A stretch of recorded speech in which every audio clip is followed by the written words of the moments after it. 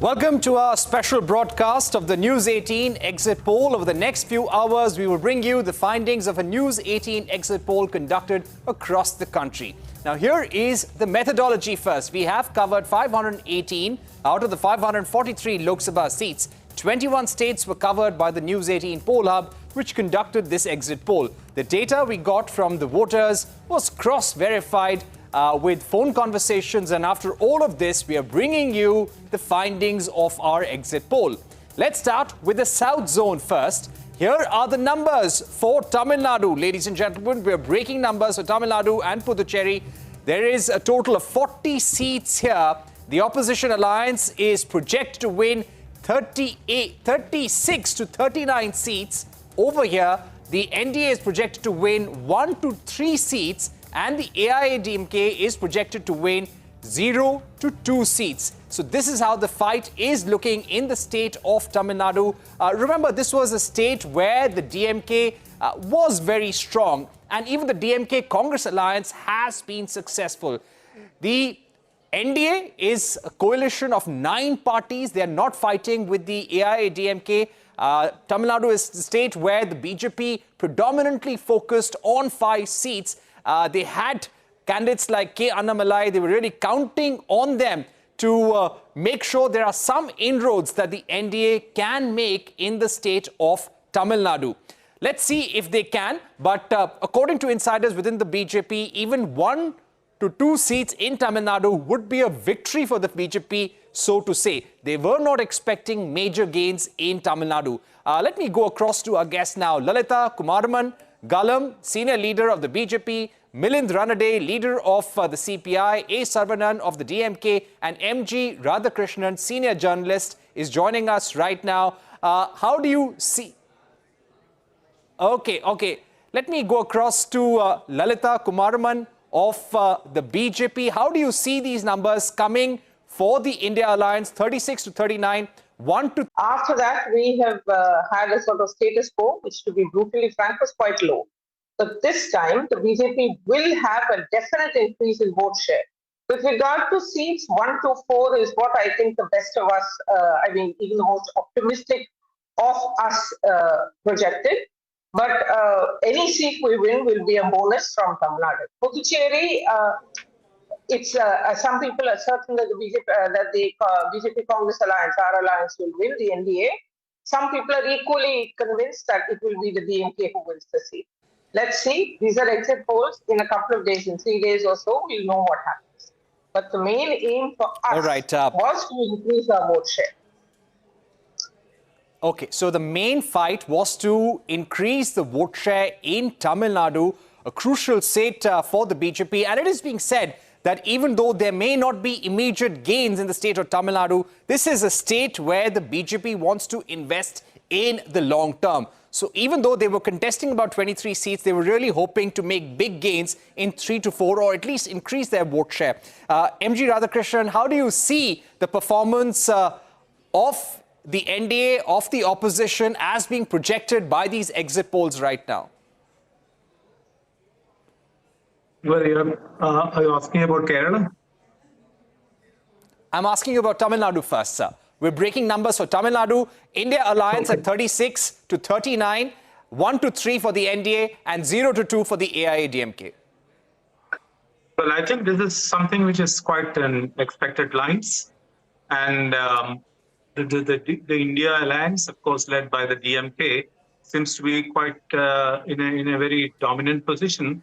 And so this is almost expected. And now what was there to look for was whether the BJP would replace AIADMK as the second largest political formation in a state which has long been, in a bipolar polity. So this is the only point that we just wanted to know about Tamil Nadu.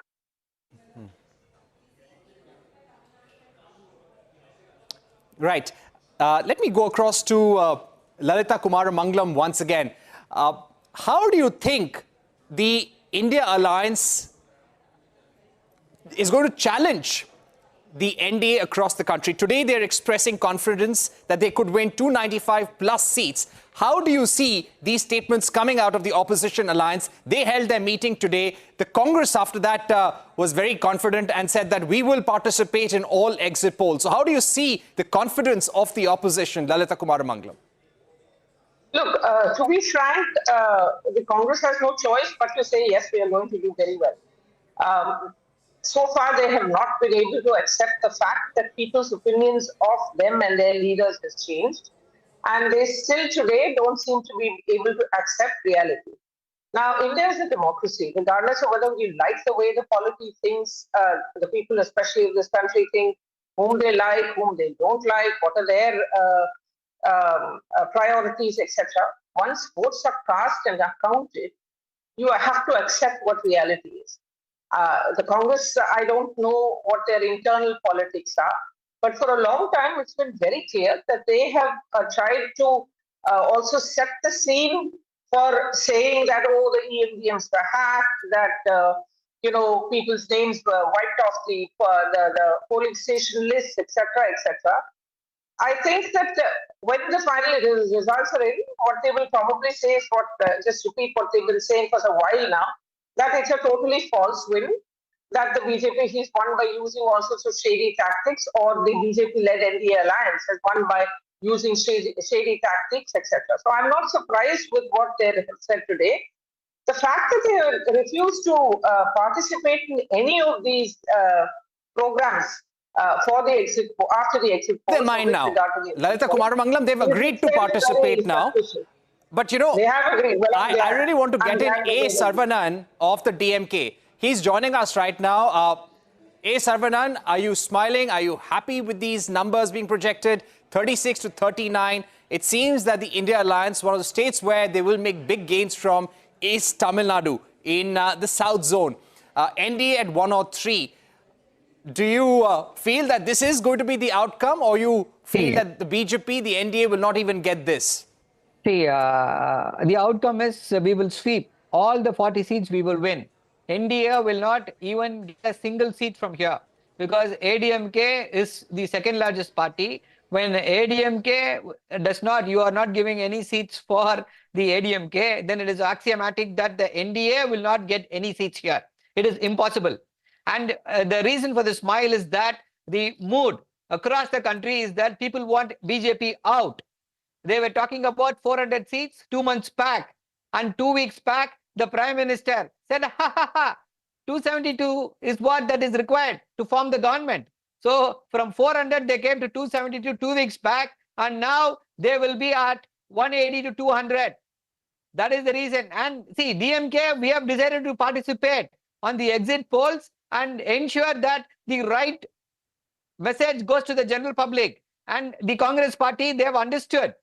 We have impressed upon them, and they are now participating in all the exit polls and get out the message that it is the India Alliance that is going to form the government on June 4th. And we'll also have to take cognizance of the tweet of Mr. Jairam Ramesh. He has alleged that the Mr. Amit Shah, the outgoing Home Minister, has spoken to almost around 150 collectors. What is the need? Whom is he trying to intimidate? Is he trying to change the results of the elections? Don't do that, sir. And there is a stern warning for all those collectors. Okay, Saravanan, one more question to you. Yes. One more question to you.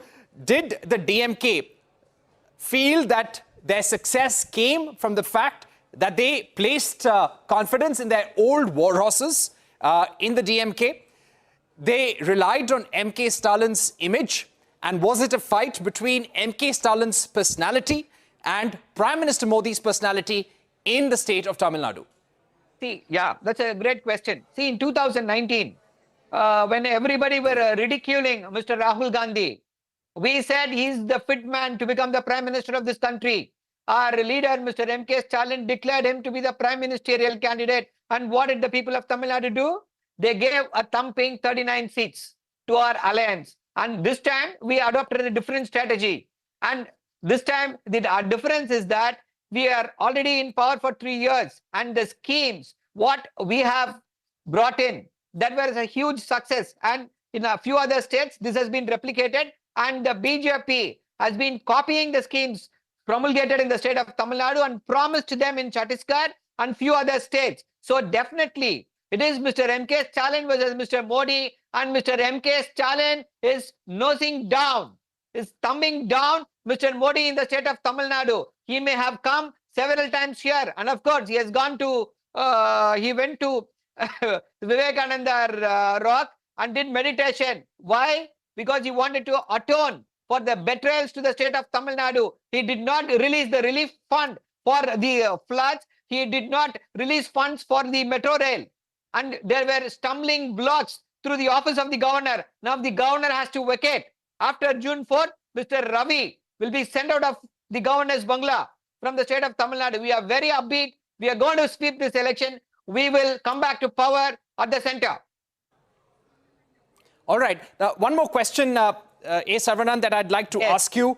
Yes. We saw that India Alliance meeting taking place today. What was the sentiment there? What were the post-poll scenarios discussed? Considering the South Zone is going to contribute a lot, the Tamil Nadu will contribute a lot. Would you want the DMK to play a bigger role in any post-poll government formation? And in case the opposition loses, will you be approaching court? Will you be questioning EVMs and voter data?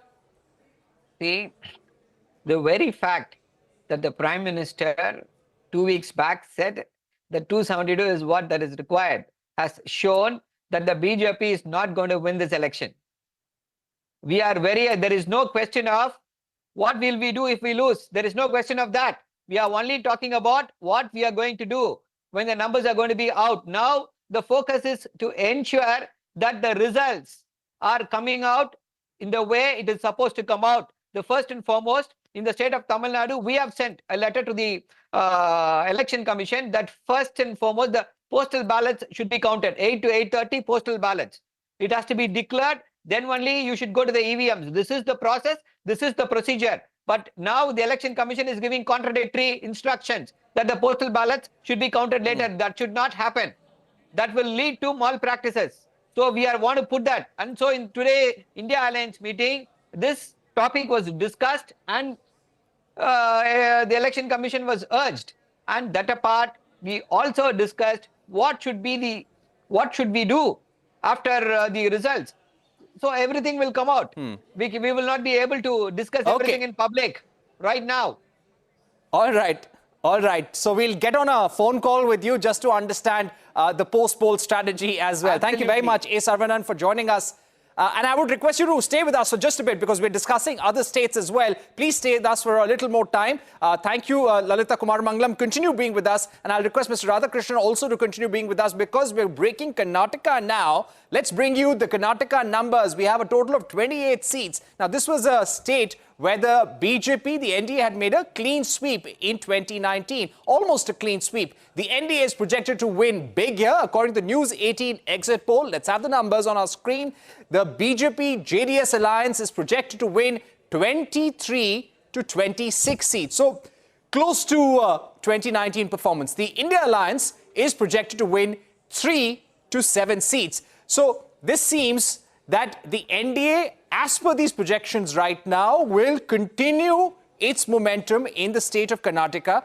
You had leader Siddaramaiah, the chief minister, putting up the 5 guarantees to stop the NDA in Karnataka. But as per these polls, the NDA continues to seem to gain. In Andhra Pradesh, 19 to 22 seats for the NDA, 5 to 8 for the YSR Congress, and none for the India Alliance. Remember, this was a state where the YSR Congress had pitted Y.S. Sharmila as the leader of the party against her brother, her sibling, Jagan Mohan Reddy. So, important numbers coming in from Andhra Pradesh as well. This is a state where the party, the BJP, was relying on Chandrababu Naidu and the TDP. Let's go across to all our guests once again. Mr. Radhakrishnan, how do you see these numbers coming out of Andhra Pradesh, Karnataka, Kerala we'll just come to, but how do you see these numbers so far?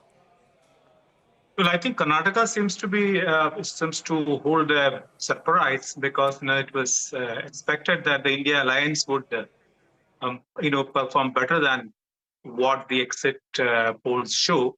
So this is, this looks almost a repeat of 2019. So this is rather unexpected to some extent because from 2019 to 2024, a major political change happened in Karnataka. So it was largely expected that India Alliance and the Congress would be doing better than what the exit results, what the exit poll actually shows. So in Andhra also, this seems to be, the NDA seems to have, to perform quite impressively. So the the project south of NDA seems to be working to some extent, except for Tamil Nadu, because Tamil Nadu it's the same thing. And then Karnataka and Andhra seems to be, the NDA seems to be on a better wicket than expected. All right. Lalita Kumaramanglam, what do you think has worked for the NDA in Andhra Pradesh and Karnataka? Satisfaction, quite clearly, and the fact that they feel that they will get better governance with the BJP. This really is what has worked across the country. Politics aside, the truth is that the people of India, especially the voters, given the way the media has proliferated in all over the world, but also penetrated the rural areas, and given the success of many of the schemes that Prime Minister Modi has implemented over the last 10 years, we all know the names. I'm not going to go into that again. People want better governance, and they have this time shown their preference for who they feel will provide them better facilities, whether it's water, whether it's gas, whether it's houses, whether it's better roads, etc., etc. They feel that the Modi-led BJP government will give them better benefits and fulfill their what we call aspirations. This is a country that's moving very fast forward. I think the latest projections or results of the estimates of the growth that India has had in this last quarter is more than what was expected even by the international agencies. So the point is that India is now moving forward fast as a country, and the people want a share of that well-being, for want of a better word. And this is what they have voted for across the board. Wherever the BJP has made huge strides, I think they see that people whom the BJP has chosen as candidates and the party itself promises a better future for them. And that's what they voted for. All right. So you're saying that the BJP, the Prime Minister, has been able to convince voters of a better future. Let's bring you numbers for Telangana. And I can see A. Saravanan raising his finger. I'm going to just come to you in a bit. The numbers of Telangana. The NDA holds the edge in a tough battle, according to the News18 Exit Poll. The NDA is projected to win 7 to 10 seats. The Congress party is in power in the state, and the India grouping is projected to win 5 out of 8 seats. 3 to 5 for other parties, including the BRS, AIMIM. And let's see if these numbers actually hold true. Now, this was again a state where the party was hoping to gain, and this is because of the BRS losing ground and popularity in the state. Let's also get you numbers for the state of Kerala now. Again, very important for the BJP as far as its Project South Zone goes. Kerala and Lakshadweep together, a total of 21 seats here. The Congress-led UDF is likely to win 15 to 18 seats. So the alliance continues to be in the driver's seat. The LDF, led by Left Party, is projected to win 2 out of 5 seats, and the NDA is projected to win 1 to 3 seats in Kerala. So that will be important and significant if the party can even win 1 or 2 seats in Kerala.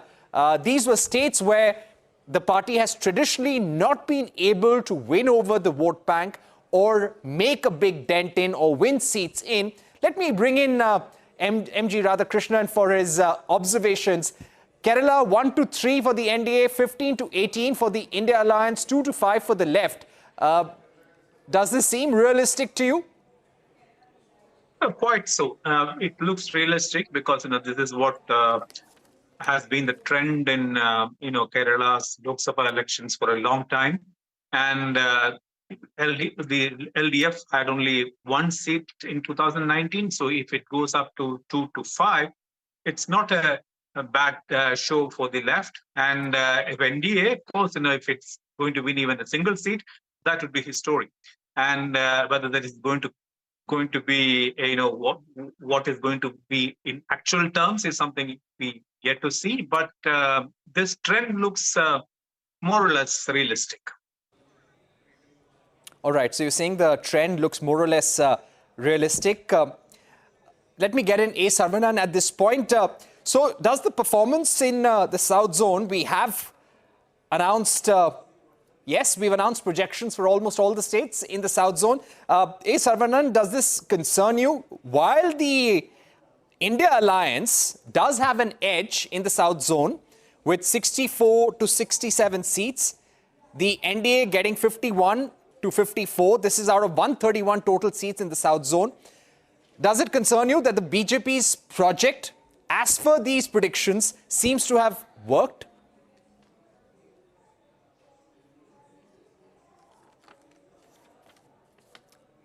Are you on mute?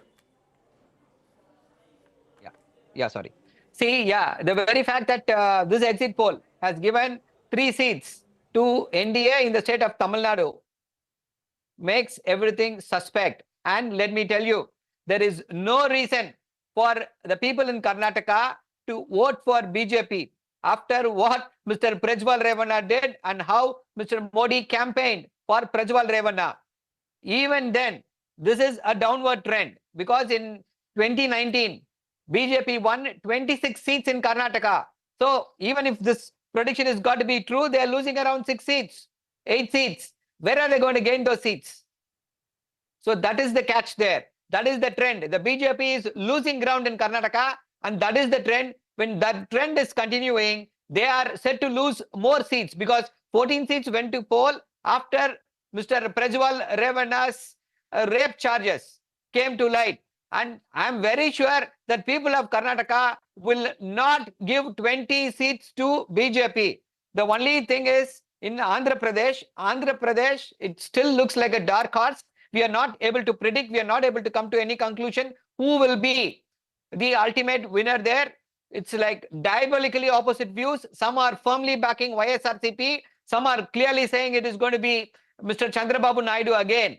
So it's a very dicey situation. It is again downhill for the BJP in the south states. In Telangana, definitely Congress is gaining because last time they did not win these many seats. BRS won those seats. So it will be advantage Congress there. They'll be adding to their kitty. So that is how we'll have to look at these seat projections. And South, BJP has lost it. Lost the plot in the South. And the North, they are losing it. We are going to see what's happening, what's going to happen in the North India. So that is an important point because Karnataka was one state that the NDA was a bit concerned about. Yes, they had won the largest chunk of seats last time, but this time you had a strong chief minister who had 5 guarantees which were popular. And at the same time, the Prajwal Revanna case, the Congress took it up in a big way. Prajwal Revanna has been brought back to the country. He has been put under arrest as well. So let's see how do those things actually impact. But they would take heart from these projections. Let's look at the South Zone projections together. 131 seats in South India, for which we have the projections in front of you on your screen. The opposition alliance is ahead and is projected to win 64 to 67 seats. But the BJP is gaining ground. The NDA is projected to win 51 to 54 seats, and others are projected to win 14 to 17 seats. So whatever gains that the NDA makes in states like Tamil Nadu, Kerala, Andhra Pradesh, Telangana will all be important, and critical to the NDA's success would also be how it performs in Karnataka. But these are numbers that the opposition would definitely take heart from, and this is what makes the likes of A. Saravanan and everyone in the India Alliance, including the Congress party, quite confident as well. So these are some of these areas where they are gaining confidence from. Let me go across to Lalita Kumaramangalam once again. Lalita Kumaramangalam, is this a concern? Isn't this a concern for the BJP? The Congress's performance in the state of Karnataka, the Prajwal Revanna case. Really, how do you expect the party to perform? Yes, these numbers are giving the BJP, the NDA, an edge in Karnataka. But do you feel that this is one state where the Congress could improve its performance? Look, when we lost the state elections in Karnataka, that was because we had lost the confidence of the people, except in, I think, a few places, which is Bangalore, etc., like that. We lost that state quite comprehensively during the state elections. But there has been a lot of problem with the misgovernance in Karnataka also, even over the last few years after the Congress came into power. Some of their schemes have become very popular, especially the free bus scheme for women. But many of the problems that people in Karnataka are today facing, especially in Bangalore, Mysore, all the bigger cities especially, also the lack of water throughout the state, they have many, many problems. So I would say actually that it's not just that BJP has gained ground, BJP has lost ground in Karnataka. We were at one time ruling Karnataka and ruling very well. We lost the state elections, but in spite of that, it looks like we have managed to, whatever word you want to use, gain back much of the ground that we lost when we lost so comprehensively in the state elections, and so sadly too. Therefore, it depends on how one looks at it. The India Alliance is trying to make a big hoo-ha about every seat that they won in the south. Agreed, in Tamil Nadu, the DMK, ADMK, it has been a polarized always state for many, many years, for almost 6 years now, in fact, a little more, I think.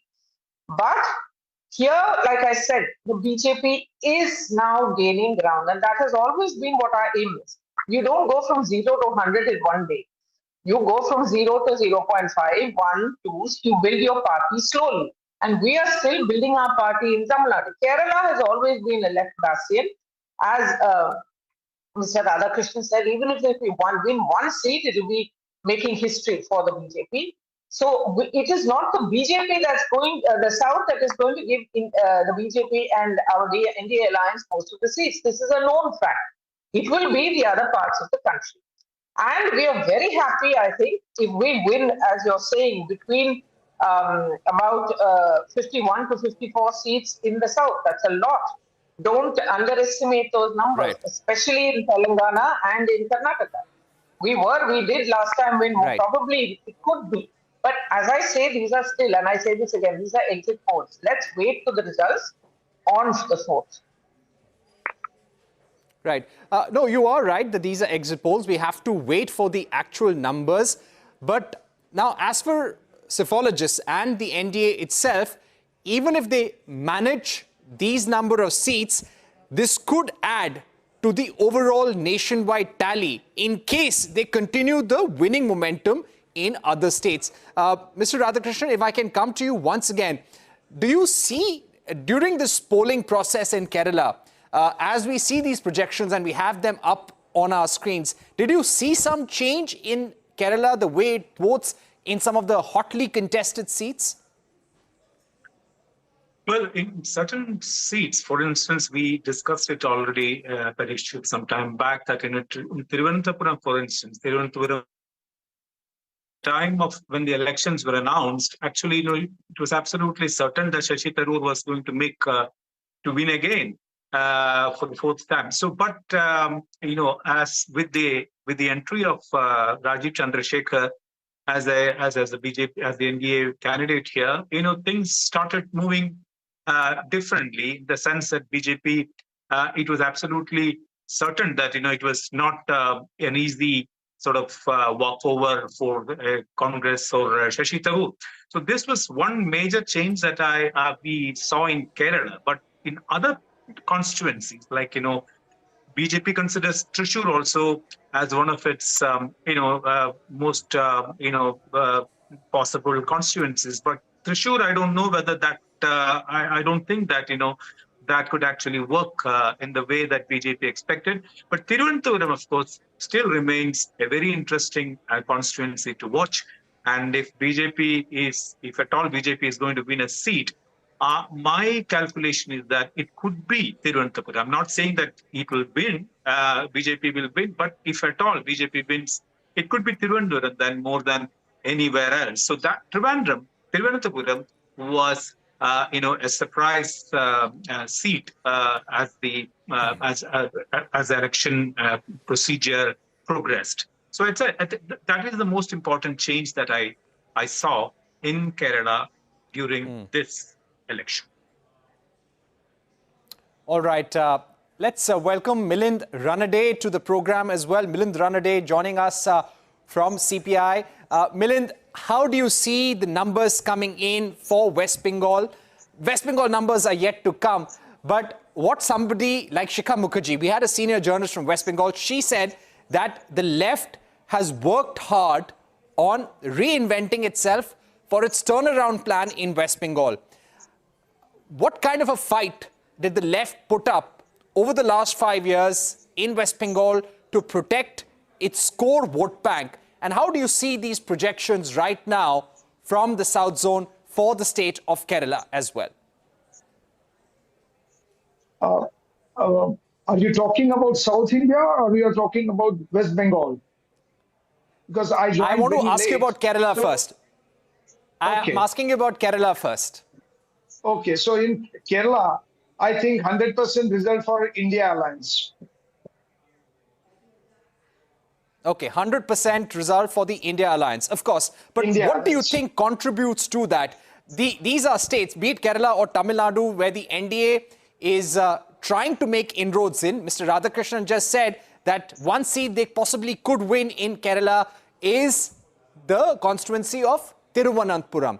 Now, even if they win that seat or increase their vote share, it's a gain for them for the future. How do you see this? I don't want to see it as gain for the future because no one knows future. The policies that India Alliance has assured people that we will adopt are pro-people, and the agenda has definitely shifted towards left of the center. And that is what is important as of today. Because the agenda set up by World Bank and IMF and by corporate and by BJP is not getting popularity. People are suffering. People are having difficulty in managing their day-to-day life. So I think the shift of agenda to the left of the center is the main achievement of this particular election. All India-wise, if you see, the issues, the real issues have come to the center stage. Right.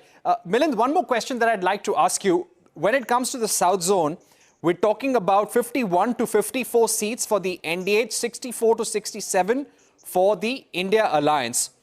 How do you think the left is expected to perform on a national basis? It is difficult for the left at the moment, no doubt. But we will try. We will definitely see. For us, the major change is the shift from right of the center to the left of the center. And this is what we have been. Hello, can you hear me? Yes, of course. Please go ahead. This shift is very important for us. If we may get little lesser seats, but this shift by all bourgeois parties to the left of the center is very important for us. And I think it is going to be a great challenge to fulfill whatever promises India Alliance has made. And we as communists, it will be our duty to force them to complete that task. All right, let's recap numbers for all our viewers joining in right now. We are projecting 19 to 22 seats for the NDA in the state of Andhra Pradesh, 5 to 8 for the YSR Congress, none for the India Alliance. If you look at a South Zone picture, out of 131 seats in South Zone, the NDA projected to win 51 to 54, 64 to 67 for the India Alliance. If you look at Andhra Pradesh, let's get you numbers for Andhra Pradesh now. It is 19 to 22 for the NDA Alliance, and the India Alliance is not expected to do very well. It could be anywhere in the range of 5 to 8 for other parties, including the AIMIM and others.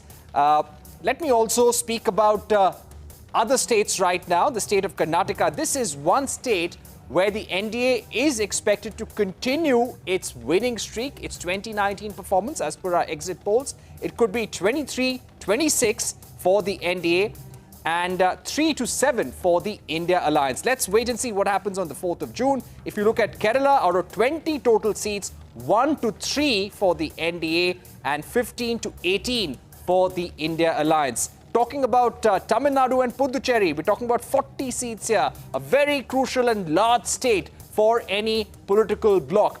Here, it seems that the India Alliance will make big gains, 36-39 for the India Alliance, 8-11 for the Congress. Remember, the Congress and the DMK were in alliance here. Also in 2019, the NDA is projected to win 1-3 seats. The opposition is questioning that, but any gains that the NDA makes in these states is important for it on a national basis. Gautam Seth of the Congress party joining us now. Congress spokesperson. Gautam, how do you see these numbers coming out of South Zone? I think when you talk about Tamil Nadu and when you give NDA 1, 2, 3, our own analysis says that this number for NDA is going to be 0 and Tamil Nadu and Puducherry 40 seats. India Alliance is going to be 40-40. Similarly, in Kerala, because I was myself in that state and spent quite some time going through all the constituencies, what I saw was a massive wave for the UDF, and UDF is certainly winning 20-20 seats in Kerala as well. And the numbers for Karnataka is also something very hard for me to believe, because we see that Karnataka, the Congress is at least crossing the 15 mark. The 15 mark is bare minimum that we are crossing. That is what our numbers say. We respect your exit polls, but our analysis says that the South is going to give, a kind of a revert back to the Prime Minister of India for his non-performance, for his anti-people policies, and you will see them convert to results on the 4th of June. What makes you confident about Karnataka? I think in Karnataka, we are projecting a 60% vote share for the NDA, 35% for the India Alliance, 5% for others in Karnataka in terms of the vote share. What I see specifically to Karnataka is the performance of Siddaramaiah and D.K. Shivkumar-led government. The issue like the Ravenna issue coming totally in the middle of the election impacted and dented the NDA in a big way. And India Alliance, of course, in its performance from 2019 to now, the Congress also formed a government in Karnataka. Things changed. The mindset of the voter has changed. And the Congress is certain to cross the 15 mark, which I am saying with utmost confidence that we are going to cross the 15th mark. Let us wait for the 4th of June.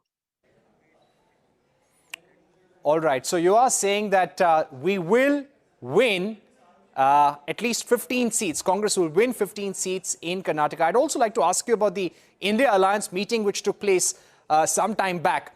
Till morning, the Congress party was not participating in exit polls. What happened in that meeting due to which the Congress changed its mind? For me to comment on what happened in the meeting, I was not a part of the meeting at all. But of course, the Congress party thought that it is important to fight the agenda on its face. Not fighting the agenda on the face would not give a message that we want to give, because we are certain that the kind of support that people across the length and breadth of the country have shown, the faith that they have shown in the leadership also and in the policies that the India Alliance has proposed, central to it being the Congress manifesto. And I think all that love and support that we got from the people all through these 7 phases, it is important that we give it back in the face of the propaganda that we know will be run today. But we do respect the numbers of every exit poll that is being conducted. However, we are confident that the India Alliance is crossing 295. That is the number that also was given by the chairperson of the alliance, the Congress president, Mr. Mallikarjun Kharge, and the India Alliance in every scenario is crossing the 295 mark, and we are going to form the government. All right. Lalita Kumaramangalam, let me get you in. Here you've got the Congress saying it's not possible. It's not possible for the BJP, the NDA, to win 23 to 26 seats. The Congress is winning 15, minimum 15 seats. He's expressing a lot of confidence. He's smiling. He's saying we'll get 295 plus. How do you answer the opposition right now? Look, this has been the narrative that they've been trying to set for a while now, so that they can probably turn around on the 4th when the results are in and say that we hacked the EVMs, that all sorts of shady things were done, and therefore the BJP has been able to get come out with such a good performance. Now, every party has its right to think whatever they want, but as we are every exit poll everywhere in the country has shown very clearly that the BJP will come back to power for the 3rd term. Having said that, I don't resent or have any problems with Congress saying that we are going to win and that we will form the government. Of course, that's what they're going to say. Nobody wants to accept loss very easily. In the South, coming back to the South again, let me make it very clear that except for the states of Karnataka and Andhra Pradesh, where we expect to have a good number of seats, win a good number of seats, for us, if we increase our vote share, especially in Tamil Nadu and in Kerala, that is a big achievement. We have traditionally never won in Kerala. Even one seat will be fantastic. In Tamil Nadu, if we win 1 to 3, or as is being predicted by you, or around those numbers, that too will be great for us. Remember, in Tamil Nadu, we have won a few seats before, but this time, because the ADMK and DMK did not have an alliance, it is possible that both of us will suffer a bit and therefore the DMK will gain. But that's politics. Sometimes you win, sometimes you don't. But the bulk of our seats, as I said very clearly before, will come from the west, the north, and the east of India. North, northwest, all of that. We know that. We will form the government. When the 4th results come out, we are very clear, we are very confident. The BJP and NDA will form the government at the Senate. Okay, we're going to take a short break. We'll tell our guests to stay with us.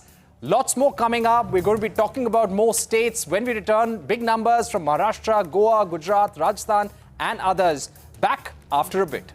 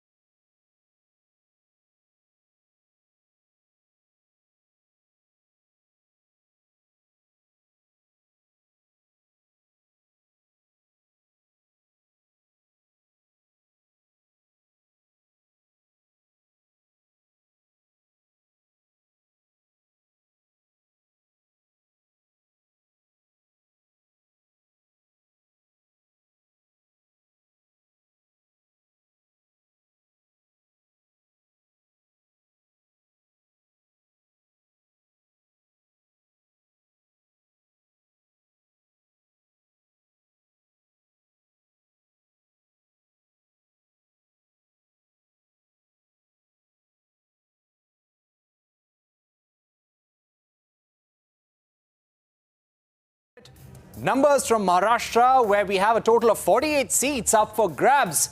The NDA alliance projected to win 32 to 38. The opposition is projected to win 15 to 18 seats.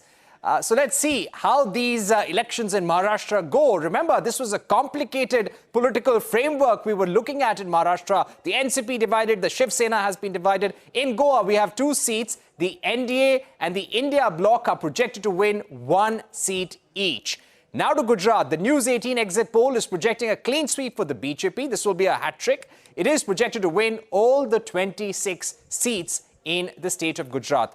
In Rajasthan, the News18 exit poll is projected to win 18 to 23 seats. The Congress is projected to win 2 to 7 seats in Rajasthan. So let's see how these numbers play out. Joining us now to take this discussion forward are Gautam Seth of the Congress Party, Tanveer Sadiq, Chief Spokesperson of the Jammu and Kashmir National Conference, and continuing with us is Milind Ranade, CPI leader. How do you see these numbers so far? Let me get in Tanveer Sadiq first. Tanveer, we've not yet come to Jammu and Kashmir as yet, but it seems that in the South Zone, the NDA is making gains, not to the extent, of course, compared to the India alliance, but yes, places where they have not won earlier, like Tamil Nadu and Kerala, making some gains there and continuing the winning momentum in states like Maharashtra, Rajasthan and Gujarat. So how do you see these numbers so far for the NDA, for the opposition? See, Parikshit, it's very obvious for any political party, if the exit polls don't go in their favor, they will never agree to that exit poll. But that being said, I'll tell you one important thing across the country which I felt, and I just heard my friend from Congress talking about Karnataka. I have been there last month. I've been there for a week, and I felt that your projection shows close to around 2 or 3 or 5 seats for Congress, while as I believe that on the ground, the Congress or the India bloc should get around 15 to 16 seats, which I believe. But then the fact that I believe in my entire life, this is for the first time I'm seeing the BJP and its allies very nervous, right from their statements. Every phases, their statements would change. I've never seen them being so jittery in the past. There is something that probably we are up for a surprise on June 4th, but I believe as of now, the South is looking good. I believe while as you come towards the North and towards the East and West, I think things will improve for India. I believe that India bloc will touch around the projected 290 marks. And I think we did our best. I think we can't do better than this. And I believe that all well begun is half done. I believe that we have started a streak of winning from South. Let's see how it goes towards the North. Right. So let's just recap the numbers for those of our viewers joining in. If we can put the numbers on our screens as well. We've got special graphics for all our viewers to explain the big numbers, the big projections coming in. Let's look at Maharashtra first. We're looking at 32 to 35 seats for the NDA. 15 to 18 for the India alliance. If you look at Gujarat, it's a clean sweep, all 26 in favor of the NDA, and this was expected by many psephologists and experts, a hat trick for the BJP. In Goa, 2 seats, 1 to the NDA and 1 to the Congress party. In Rajasthan, out of 25 seats, 18 to 23 going to the NDA and 2 to 7 for the India alliance. So let's see how the parties perform in these states, very crucial battlegrounds, and these battlegrounds are crucial to the NDA's fortunes as well. They did well in these states last time, and they need to continue their winning streak if they have to win. The opposition also has to make big inroads. Tanveer Sadiq, if I can ask you one more question. How difficult was this election in terms of changes from phase 1 to phase 2 to phase 3? It's been said by some psephologists that there was no clear wave in this election, but many have also said the fact that there was no wave does not mean that the NDA and Prime Minister Modi are losing. How do you see that argument?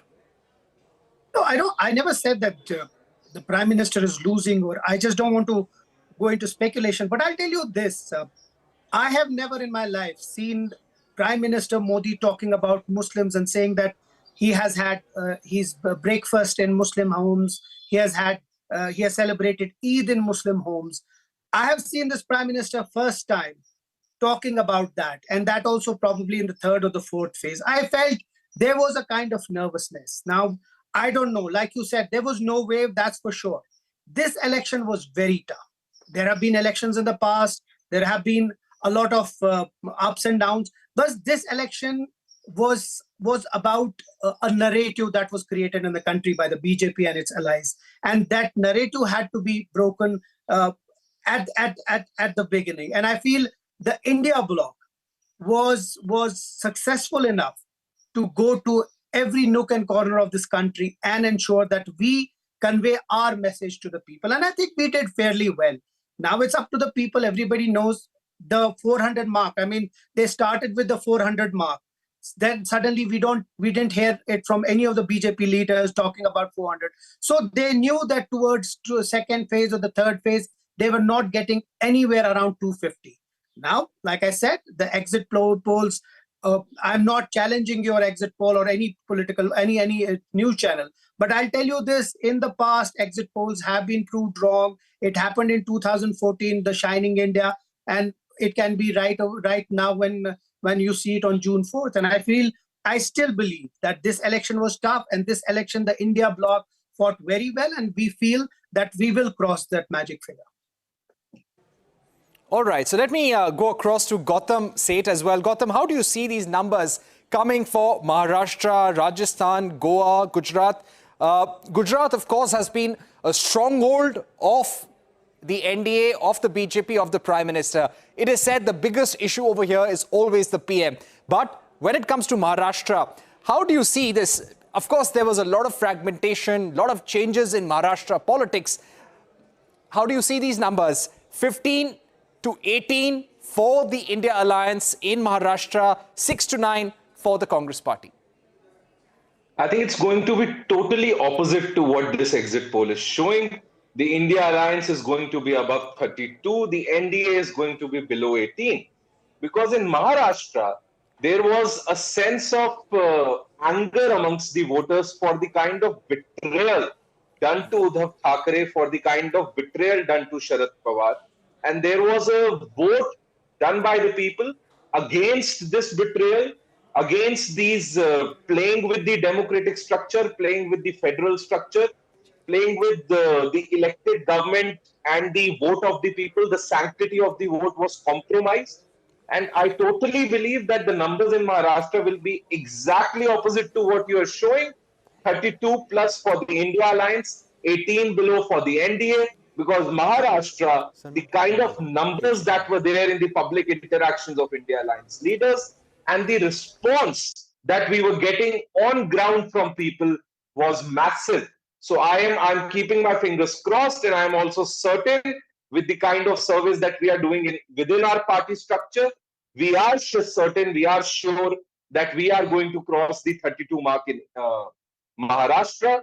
As well as in Gujarat, the Congress has performed fairly well on 3 to 4 seats, and we were giving a fight on 7 to 8 seats. In Rajasthan also, what you have projected, I think the Congress is going to be in double digits. We are at least going to cross the 11-12 mark in Rajasthan as well this time.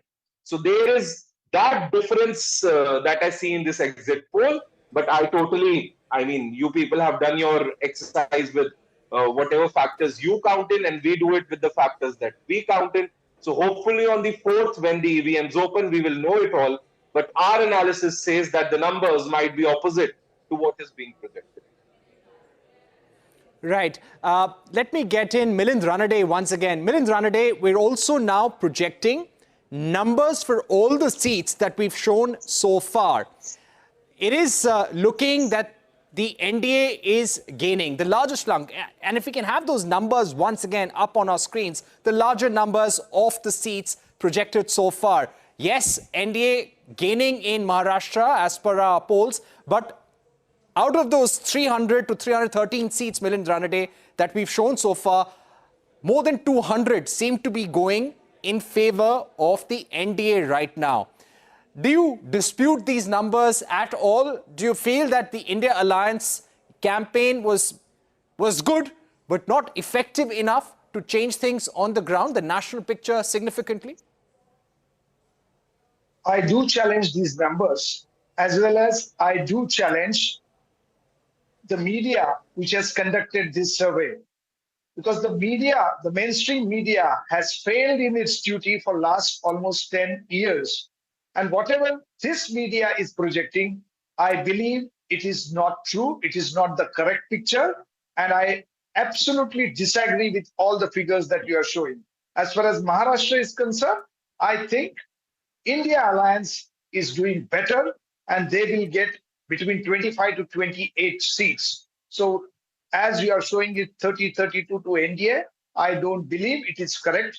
And I think all the channels which have conducted, they are showing exactly the same. I don't know whether all channels together have same source that they are using, because during the break, I just searched through other channels. Exactly same numbers are being shown by others. And therefore, I believe that this is not correct, because all the channels for last 10 years have worked, have failed in their duty as press people.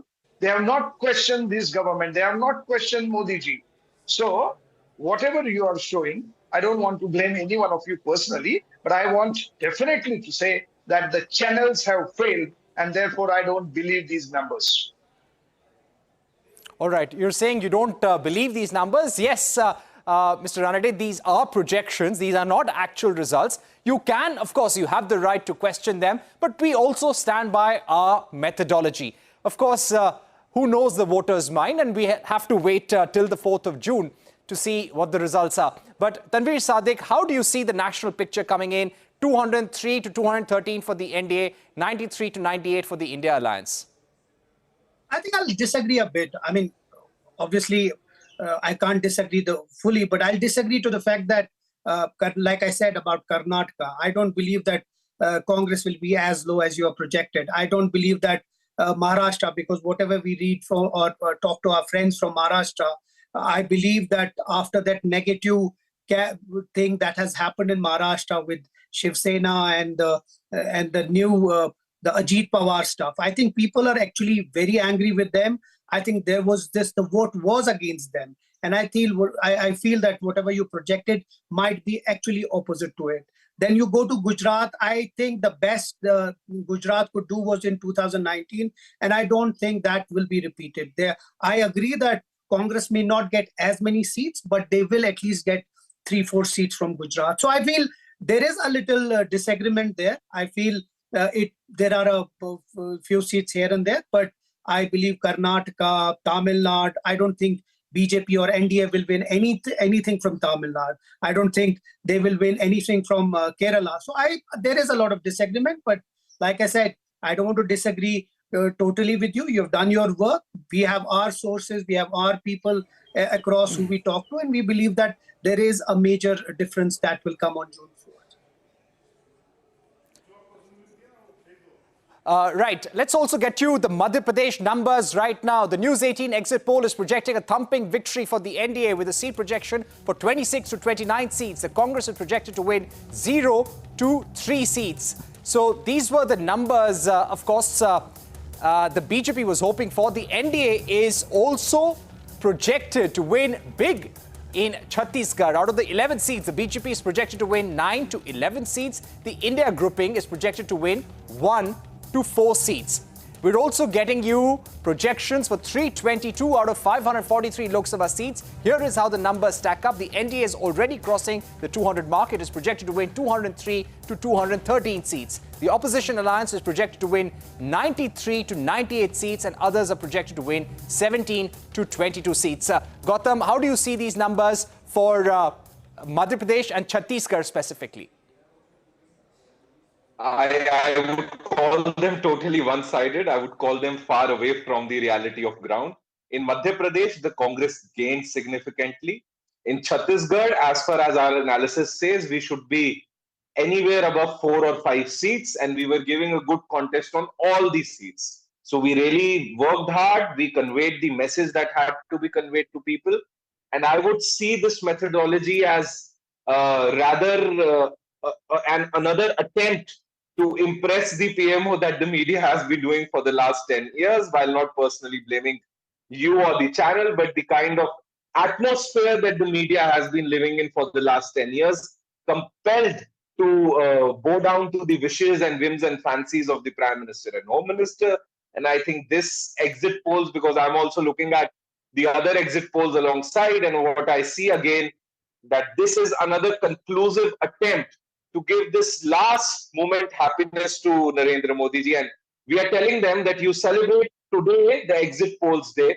The Congress and the India Alliance will celebrate on the 4th, the result day, And the media will also celebrate then, because it will be a day for the independence of media, for the return of the free and fair-minded media in India.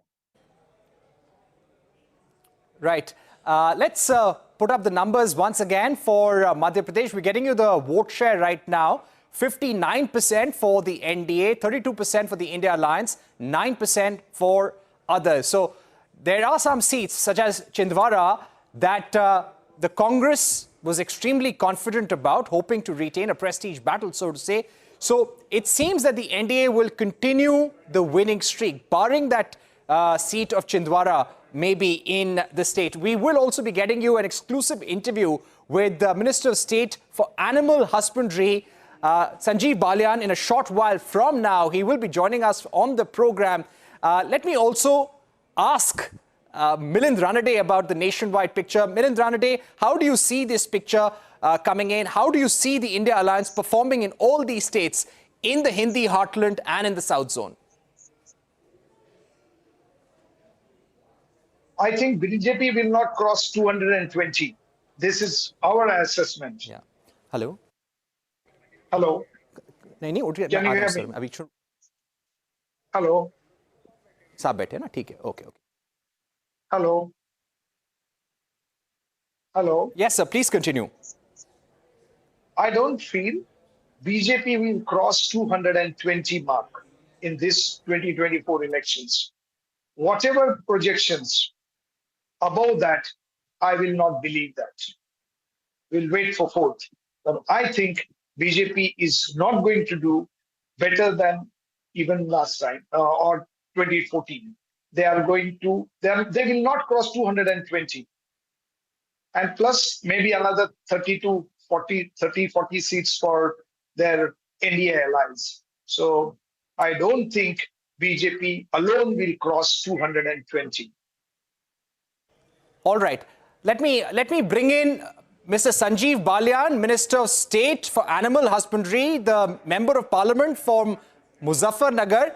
Mr. Balyan, are you there with us right now? जी संजीव जी बहुत बहुत शुक्रिया हमें join करने के लिए। आप इस वक्त मुजफ्फरनगर में हैं। इस वक्त हम प्रोजेक्शंस दिखा रहे हैं। लग रहा है अभी तक हमने करीब 312 सीट्स का प्रोजेक्शन दिखाया है। लग रहा है कहीं 200 या 213 सीट्स एनडीए जीती हैं।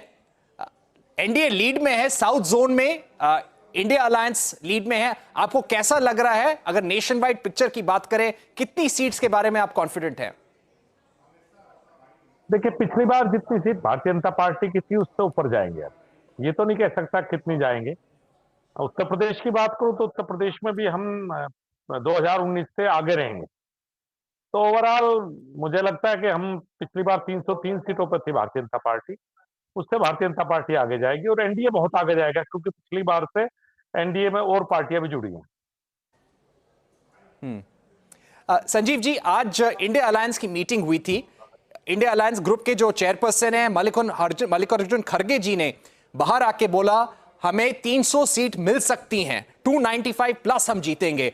उनका पहला व्यू था कि एग्जिट पोल में आना नहीं चाहिए। अब सारी India alliance parties, Congress party भी एग्जिट पोल में आ गई, वो बड़ी कॉन्फिडेंट नजर आ रही हैं। आज आपको उनकी कॉन्फिडेंस के बारे में क्या लगता है आपको?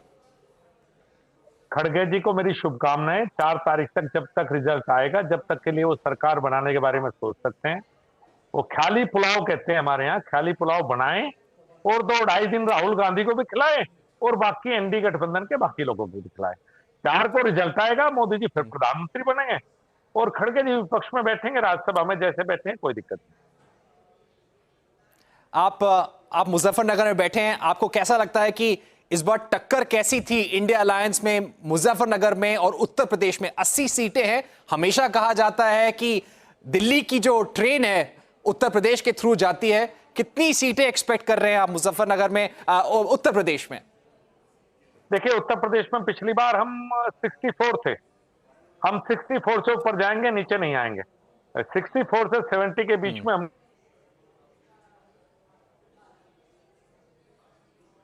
Okay, we will try and get Sanjeev Balyan back in. So he was saying that we will not go below 64. We will only increase our tally. Our numbers will be over 300 for sure. NDA is forming the government. We will try and get Sanjeev Balyan back in, but he was very confident of winning a third term in Muzaffarnagar. Yes, we're showing you numbers right now, and as per the News 18 exit poll, NDA is well ahead of the India Alliance. Yes, the India Alliance also expressing a lot of confidence. We're showing you numbers from Madhya Pradesh. This is one of the strongholds of the BJP. You've got places like Vidisha, which have been represented by Atal Bihari Vajpayee here in MP. So 59% of the seats, 59% of the vote share going to the BJP and the NDA. If you speak about Chhattisgarh in terms of seats, 9 to 11 going to the NDA, 1 to 4 for the India Alliance. I wonder if we can get Mr. Sanjeev Balyan back on. All right, we'll take a short break at this point. We've had a discussion with our guests. I'll request Gautam Seth, Milind Ranade to stay with us, even Tanveer Sadiq. We'll try and get Sanjeev Balyan, the Minister of State for Animal Husbandry, back on. We'll take a break, back with much more.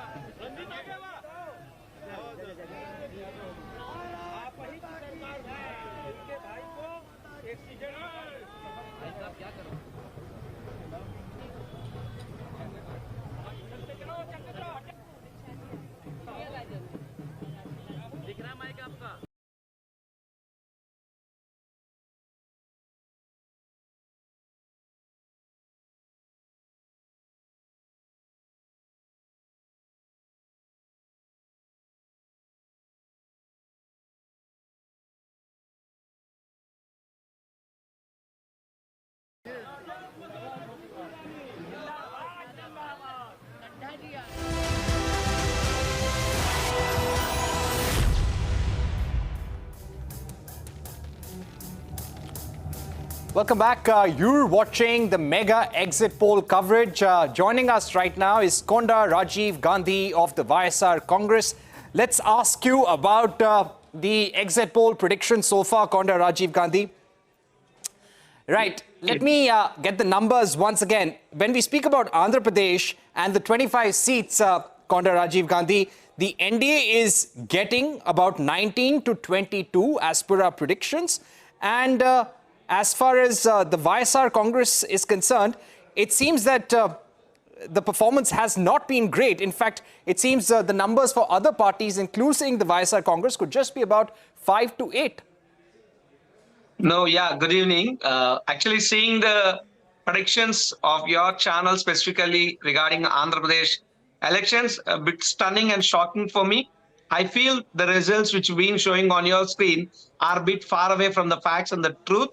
Not only your channel, there are many other channels and many other survey departments, surveys have conducted and they've given their exit poll results today. if you go through them, a political laboratory or Janmat polls or Ara Mastan or Paddadas or poll strategy, whoever it may be, the survey group which they released the exit poll surveys, everybody saying that YSR Congress Party is going to bang the election once again in 2024.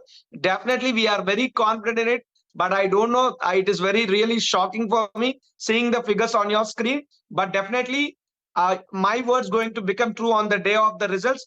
Definitely, Congress Party going to lead in Andhra Pradesh, because today, if you observe the assembly and parliament, there is no difference, as YSR Congress Party has won major number of seats in the election of 2019. After that tremendous administration, the parties opposition, either TDP, they cannot Gandhi. face YSR Congress Party individually. They aligned with the BJP, they aligned with Janasena, which is a cine glamour party, and all these three parties, including some media effect and support from the EC, whatever it may be, they're all fighting against the one-man army, Mr. Jagan Mohan Reddy ji. So, but we are very confident enough. No, Conor Rajiv Gandhi, the question that I want to ask you. Yeah. It has been said that you were very preoccupied with the Andhra Pradesh Assembly poll. Enough focus on the Lok Sabha polls. Also, the fact that Y.S. Sharmila, Jagan Mohan Reddy's sister, was fighting on behalf of the Congress party, leading the charge against the YSR Congress. Things became difficult, emotional for the voters and complicated. And the advantage was BJP and TDP and the Janasena.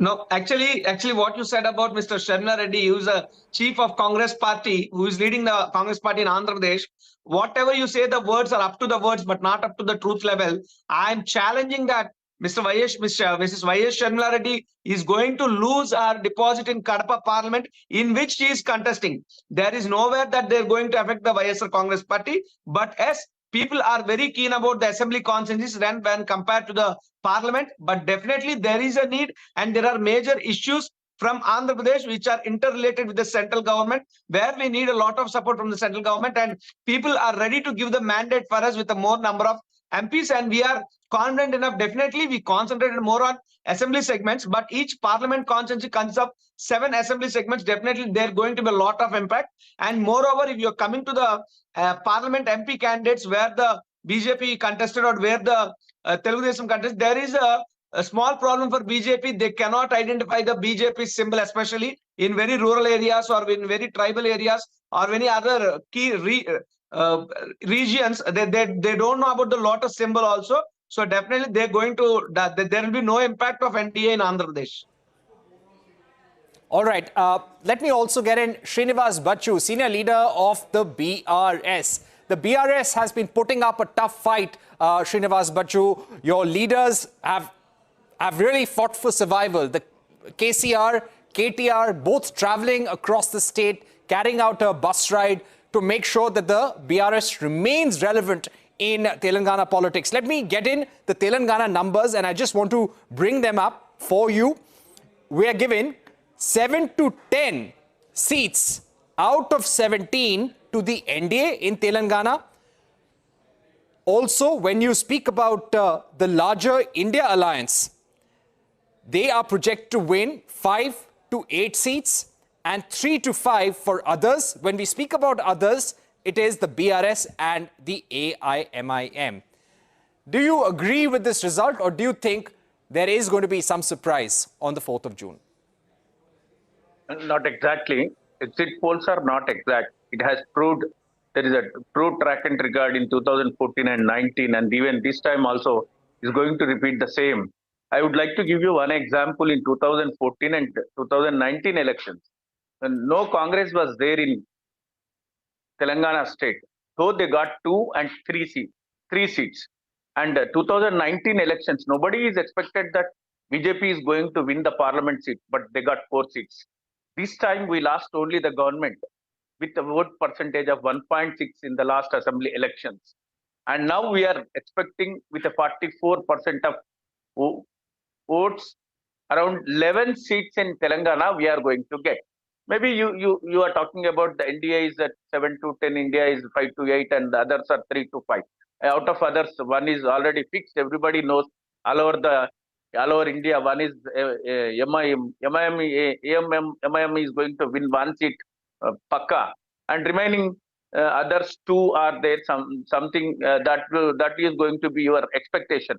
But we are very confident what we have done to the Telangana in the last 10 years of span, and in the last three to 4 months of span, people are suffering with all the programs which were carried successfully by the BRS government. So we are very confident this figure is going to be changed on 4th June of this month.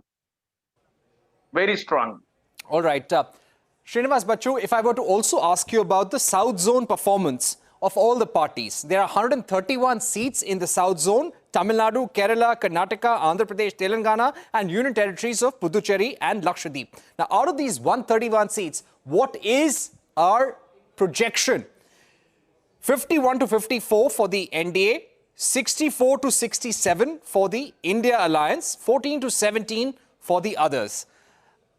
Do you think this is largely on mark, or you feel that the India Alliance could do better? No. I strongly believe the figure which I have given, but plus or minus, India Alliance is going to get major seats from the southern part this time. Whatever even BJP also, they are in a mood that in north part of India they are not going to the same exact figure which I got earlier. This time they very seriously focused on southern part of India, especially and Telangana, Andhra Pradesh. In logically and technically, they made an alliance with Mr. Chandrababu Naidu. Whatever the number 25 is there, if Jagan Reddy, whatever the seats they win, YSRCP or Alliance, NDA, TDP Alliance, all the seats are going to come under their account. In this way, BJP is also trying to get more seats from southern part this time than earlier. And Karnataka, they cannot perform this time. But where this time in southern part, as you mentioned, India is going to definitely put BRS out of the equation. Between those two groupings, who do you expect to perform better between the BJP and the Indian National Congress? No. The discussion in the state itself, majority seats are going to be more seats than BJP. Congress is going to win more seats. Okay, so you feel Congress will win more seats because Revant Reddy is the Chief Minister and the Congress has won the election in the state. But that is only if we leave BRS out of the equation for a moment. We are going to take a short break at this point, but we are going to come back with lots more information, lots more data from across the country. Don't go anywhere. These exit polls are just getting more exciting, and we'll get you very sharp analysis during the course of the next 2 hours.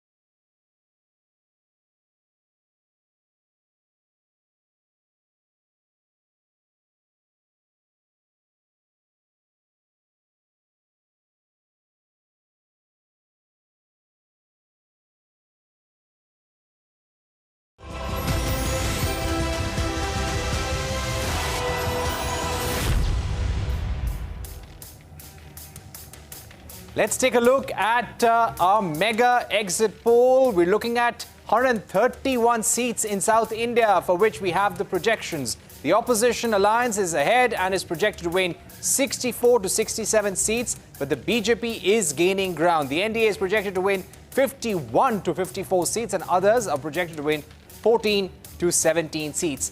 So as things stand, we have projections for 322 out of 543 Lok Sabha seats. Here is how the numbers stack up. The NDA is already crossing the 200 mark. It is projected to win 203 to 213 seats.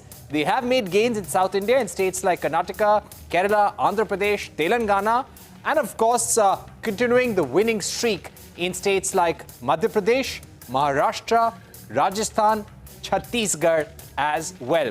Now, the opposition alliance is projected to win 93 to 98 seats, and others are projected to win 17 to 22. Now, we're talking about the nationwide tally that we have shown so far. So, CNBC TV 18 and News 18 have given projections for 322 out of 543 Lok Sabha seats, and the NDA is getting 202 to 213. India Alliance 93 to 98, 70 to 22 for the others. Let's go across to all our guests. Sanjeev Srivastava, senior journalist, political analyst, joining us. Sanjeev Srivastava, how do you see these numbers? See, these are exit polls, and I would like to believe them. So if we discuss exit polls, I think the exit poll is exaggerating a bit in South India, where I don't think the BJP or NDA is likely to do as well as the poll is projecting. I'm not quite sure what is the tally that you are giving out for, say, states like Rajasthan. I think MP and Chhattisgarh, the BJP is doing very well. But Rajasthan, I don't know how many seats your poll is giving to BJP. I think they will find it difficult to cross 18 to 20 out of 25. Last time they had maxed. So till I know the statewide projections, but I think the BJP, on its own, will find it a challenge to cross the majority mark overall. You know, Sanjeev Srivastava, you asked about Rajasthan. Let me read out the numbers for you. We'll put up the numbers as well.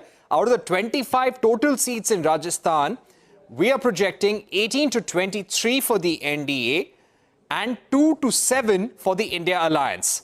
So how do you see this? Also, Madhya Pradesh, out of 29, 26 to 29 for the NDA, 0 to 3 for the Congress and the larger India Alliance. In Chhattisgarh, out of 11, 9 to 11 for the BJP and 1 to 4 for the India Alliance. So I quite agree with all the three states. Only in Rajasthan, I would think, where you are giving 18 to 23, I think the NDA or the BJP may stop at 18 or 19, and the Congress and an independent may get 6 to 7 seats. But in MP, I think BJP won all but one seat last time, and the same performance can be repeated. In Chhattisgarh, again, I agree with your exit poll that the BJP is on its way to winning maybe 9 seats at least, and can also max. They can win all the 11 seats, including Bhupesh Baghel's seat.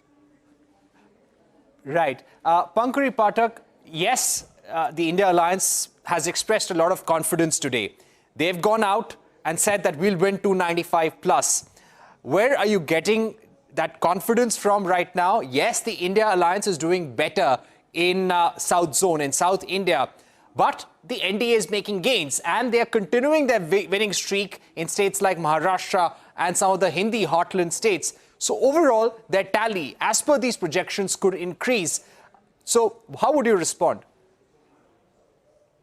Well, these are exit polls, and we all know that predicting elections is not really an exact science. I am not dismissing your efforts or the efforts of your polling agency, but with entire responsibility, I can say that we do not agree with these numbers. And throughout the elections, we were asked how many seats are you expecting? Because the BJP started the elections with the slogan of 400 par. So throughout the elections, we were asked this question, but we never gave any number or any figure, because we take these things very responsibly, and also we don't believe in making false and exaggerated and imaginary claims. So until the surveys that we were counting on and the reports from all our alliance partners came in, which was today in the all party meet of the India Alliance, the kind of report that we got from different states, from different leaders, different parties, that went on to give us this number, which is 295, and with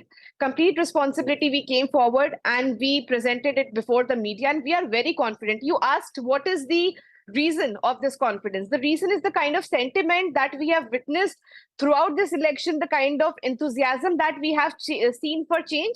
And historically also we have seen that people vote differently in different elections. Every election is in a way a new election, but obviously 10 years is it's a very huge time. It's a very people are thinking very differently now.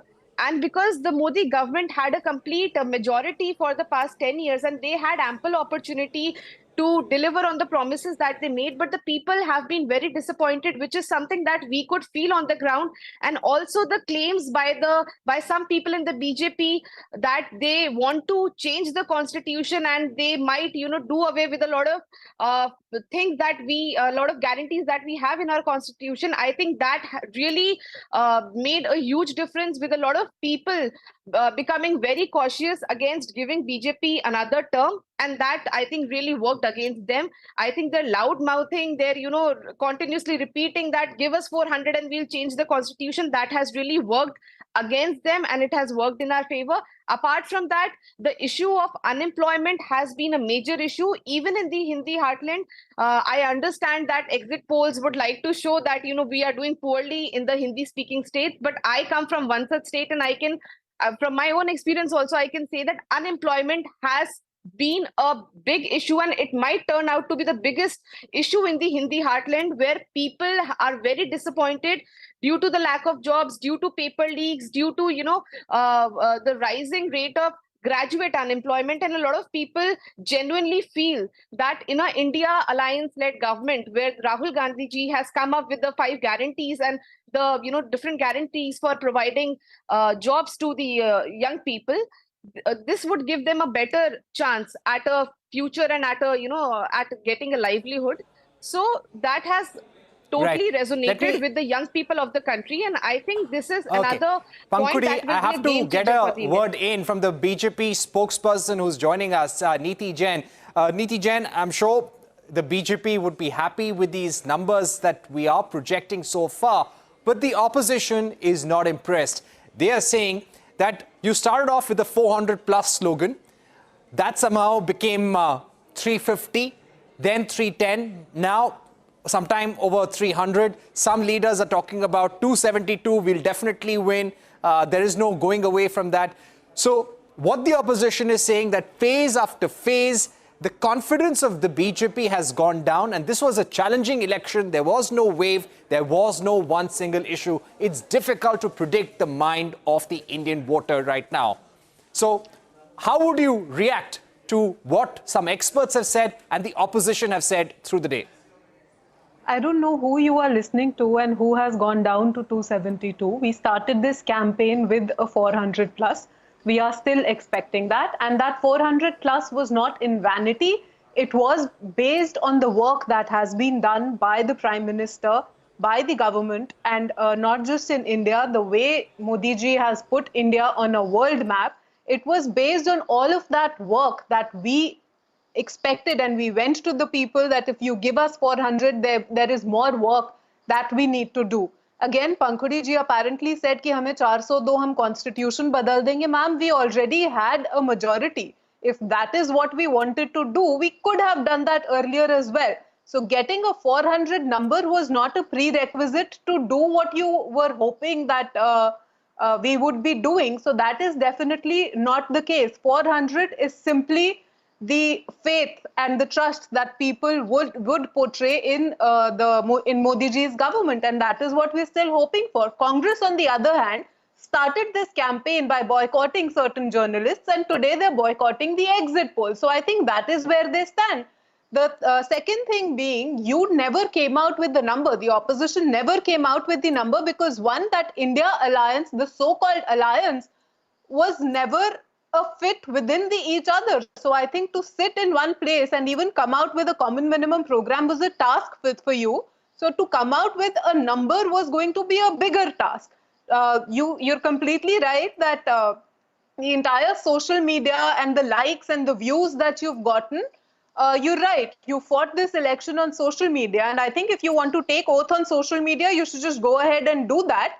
But on the ground, you had nothing. You fought the entire election only based on anti-Modi. The only thing that you went out and said to people was Modi ko harana hai.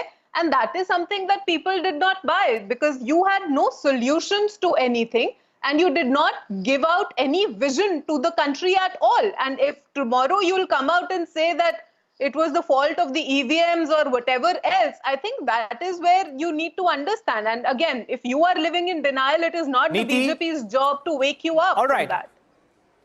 Okay, it's a fierce fight. The polling is over, but the fight in studios continues. Please stay with us. We're getting more projections right now. And the big battleground states of UP, Bihar and West Bengal. Remember, these states voted in 7 phases. We have projections for the first 3 phases right now. In Uttar Pradesh, 26 seats were in the fray. It is projected to be almost a clean sweep for the BJP-led NDA, which is expected to win 22 to 25 seats. The opposition alliance is likely to win 3 to 6 seats. Let's talk about Bihar. 14 seats went to polls in Bihar in the first 3 phases. The NDA is projected to register a big win, getting 10 to 13 seats. The opposition alliance is projected to win 3 to 6 seats. Let's talk about West Bengal. 10 seats in West Bengal went to polls in the first 3 phases. The BJP is projected to win 6 to 9 seats. The Trinamool Congress is projected to win 3 to 6 seats. So there is possibly a close fight between the BJP and the TMC in West Bengal. And remember, West Bengal was a fierce election. Even today and yesterday, we have seen clashes between the parties, both the BJP and TMC, and some saying don't write off the left and the Congress in West Bengal. But clearly, there was messaging from both sides, the TMC and the BJP, to voters as to which side they should vote, according to Shikha Mukherjee, a journalist who joined us earlier today. So let's talk about these numbers with our guests who are with us. Sanjeev Srivastav, if we can ask you about these numbers that are coming in from places like West Bengal, Uttar Pradesh, for the first 3 phases, how do you see these numbers? See, West Bengal is one of those states where the BJP was hoping to gain. And your numbers are suggesting that it is becoming a close fight with a little edge to BJP in the first 3 phases. So last time around, they got 18 Lok Sabha seats. This time, they can maybe get another 4 or 5 seats. That's what my assessment is. And since it's just 3 phases you're showing, we'll have to wait as to where it ends. In Bihar, I think your projection is showing the NDA going down vis-a-vis 2019, where they had 39 out of 40 seats. So if this time 3 to 6 is the opposition number, so as it is, the opposition is gaining. My estimate or guess or assessment is that the NDA may likely come down by 10 seats in Bihar when the overall tally comes out, at least 10 seats. So UP is the key. UP is the key because BJP is hoping to improve from 2019 and somewhere be in the range of its 2014 performance when they got 70 plus seats. If that happens, their future or their chances of securing 272 on their own become bright. If they lose a few seats in UP, then it becomes really a cliffhanger of an election. Right. Let's also give you the projections for Assam right now, where the NDA, which comprises of the BJP and Assam Gana Parishad, they're expected to see a big win in a state with a total of 14 seats. The News18 poll is projecting 10 to 13 seats for the NDA. The India Alliance could win 2 seats to 5 seats, and Badruddin Ajmal's AIUDF is and possibly could win a single seat. Remember Himanta Biswa Sarma, when we spoke to him a few weeks back, he was projecting somewhere in the range of 12 to 13 seats in Assam. So this seems to be in light with what the BJP and the Chief Minister of Assam was hoping for. Let's also speak about the nationwide projections as things stand right now. Yes, we have been getting you poll predictions since 6:30 this evening, and as things stands, we have projections for 351 of the 543 Lok Sabha seats. The numbers up on your screens. Here's how the numbers stack up. The NDA projected to win 226 to 236 seats. The opposition alliance is projected to win 93 to 103 seats, 18 to 23 for other parties. Yes, this is the All India tally on your screens. Let's go across to the BJP spokesperson. How do you see this nationwide tally so far? It seems that the NDA is in the driver's seat as far as projections for these seats go.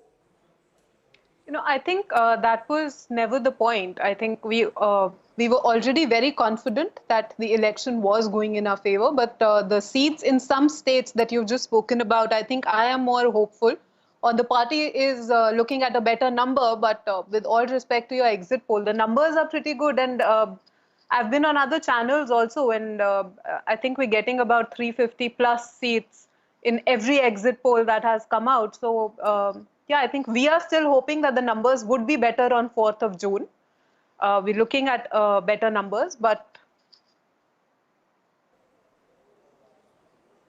Okay, so you're looking at better numbers, but let me get Pankuri of the Congress party with us. Out of 351 seats, the biggest gains are for the NDA. This, many would say, were expected. What do you think has changed across these 7 phases? Was the India Alliance campaign successful? This is what a lot of experts have said, a lot of analysts have said, that the India Alliance was not cohesive enough in the Hindi heartland.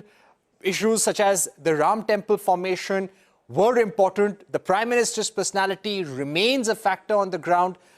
You may not say that there is a wave, but then the record of this government over the last 10 years in terms of work has helped them. And when you speak about a personality contest, the question in 2014, 2019 and now was, if Narendra Modi, then who?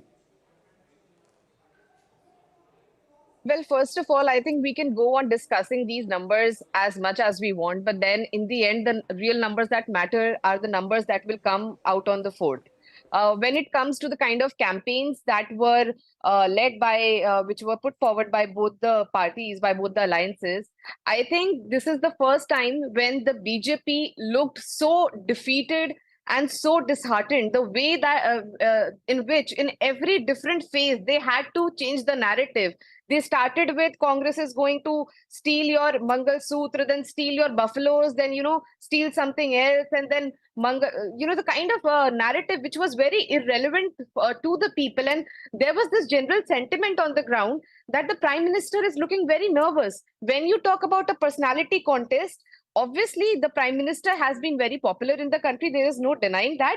But that's not the only thing that counts. The BJP has always wanted to, make the election look like a personality contest, but that is not how elections are fought. If that would have been the case, then the 2004 election, the 2004 results would have been very different when Atal Bihari ji was the most popular leader in the country, but then the country gave a different verdict. So I think every election has different issues, and the Indian voters' mind cannot really be, judged on limited factors or on personality contests.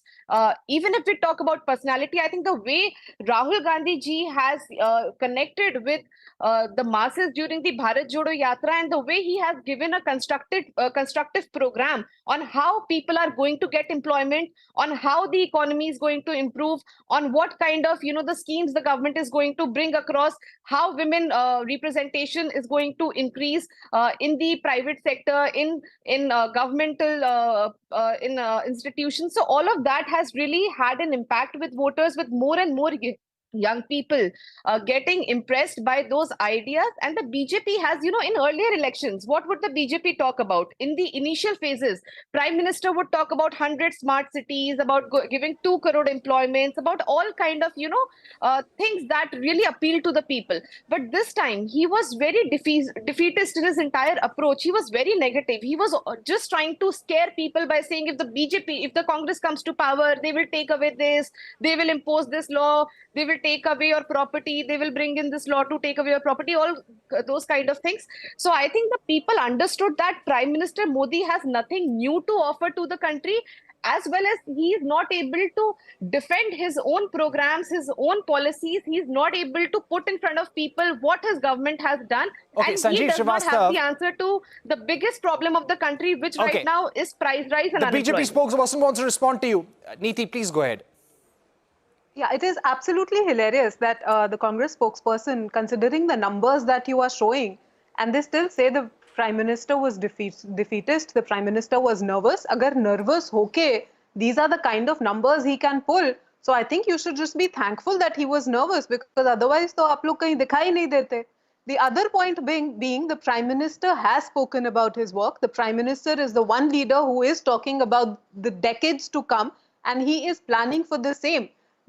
Everything that you've quoted is basically his response to whatever you said. So when you talk about wealth redistribution, when you talk about all of those issues, I think it is imperative for the Prime Minister and the BJP to respond to all of those things.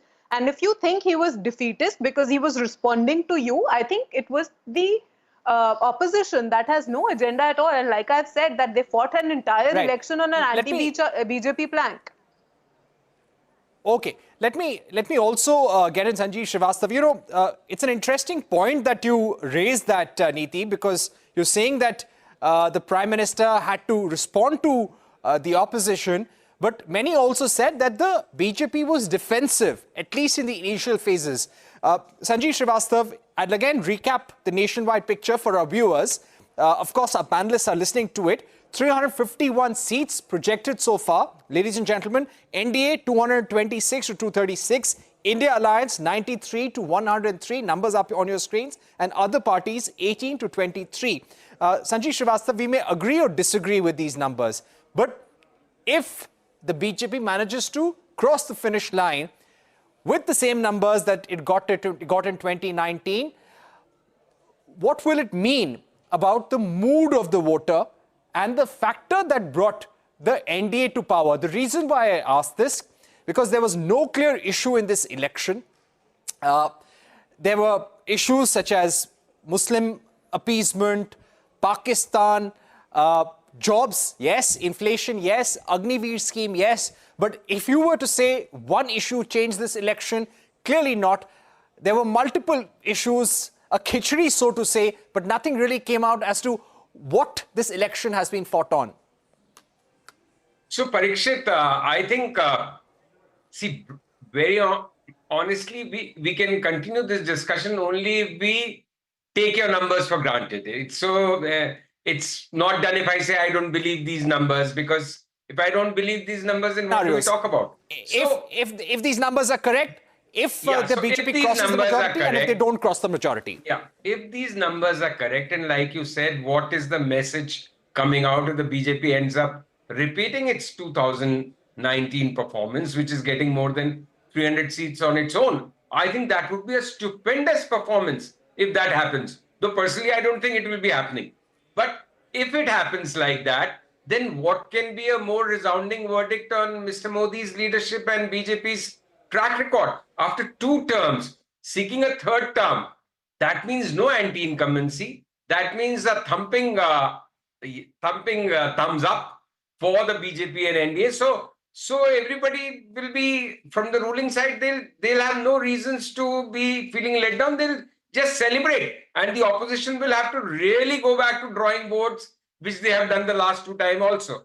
But personally, I think this is an election which is not like 2014 and 19. 2014 was the real wave election for Mr. Modi. 2019, a number of factors combined together, and they ended up the seats, the NDA seats and the BJP seats went up, but Balakot was a factor, the nationalism was a factor.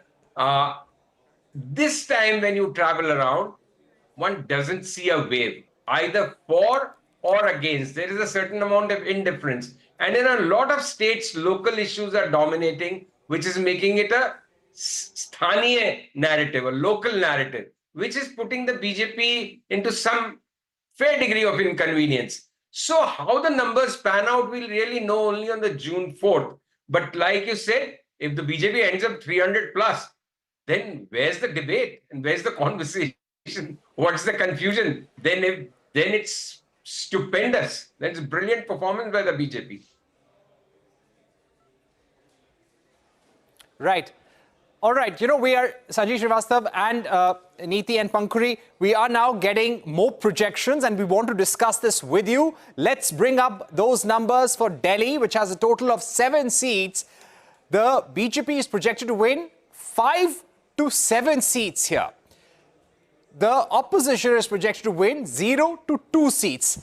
Remember, the I.N.D.I.A party and the Congress were in alliance in Delhi. They were fighting this state together. 4 seats for the I.N.D.I.A party, 3 for the Congress. So even if they gain 2, it is a gain over 2019 numbers. Let's speak about Punjab, which was a 4-cornered fight. The AAP and the Congress, which are both part of the India alliance, were fighting against each other there in Punjab.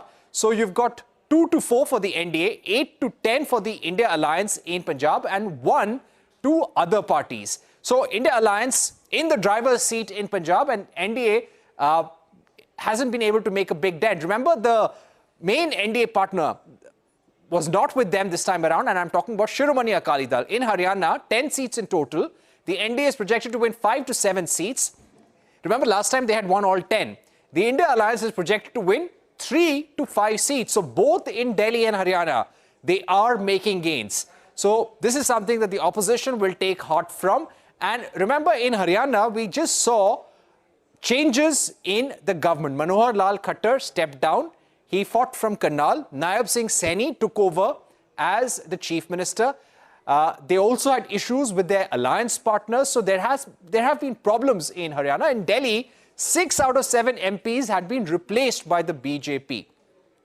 Let me see if we can also get in more numbers right now. We will come to Jammu and Kashmir in just a bit. We're breaking Himachal Pradesh right now. But if you speak about Haryana vote share, yes, Himachal Pradesh numbers on your screens, 9 to the NDA and none to the India alliance. We're talking about Himachal Pradesh and Uttarakhand together. 9 to NDA, none to the India alliance. Yes, let me go across to all our guests once again. Pankuri Pathak, how do you see these numbers when it comes to Delhi, when it comes to Haryana? These were states that the Congress was expecting to do better. What would you attribute this success to? Any reasons? If these numbers turn out to be correct, if we go by these numbers, was it the Kejriwal factor? Was it the fact that the BJP government in Karnataka somehow did not perform well? There were some issues with the leadership, with the alliance. What would you attribute the success to? Well, again, as I said, our reports that we have received from parties and leaders across the country are very different from the numbers that you are showing in your exit polls.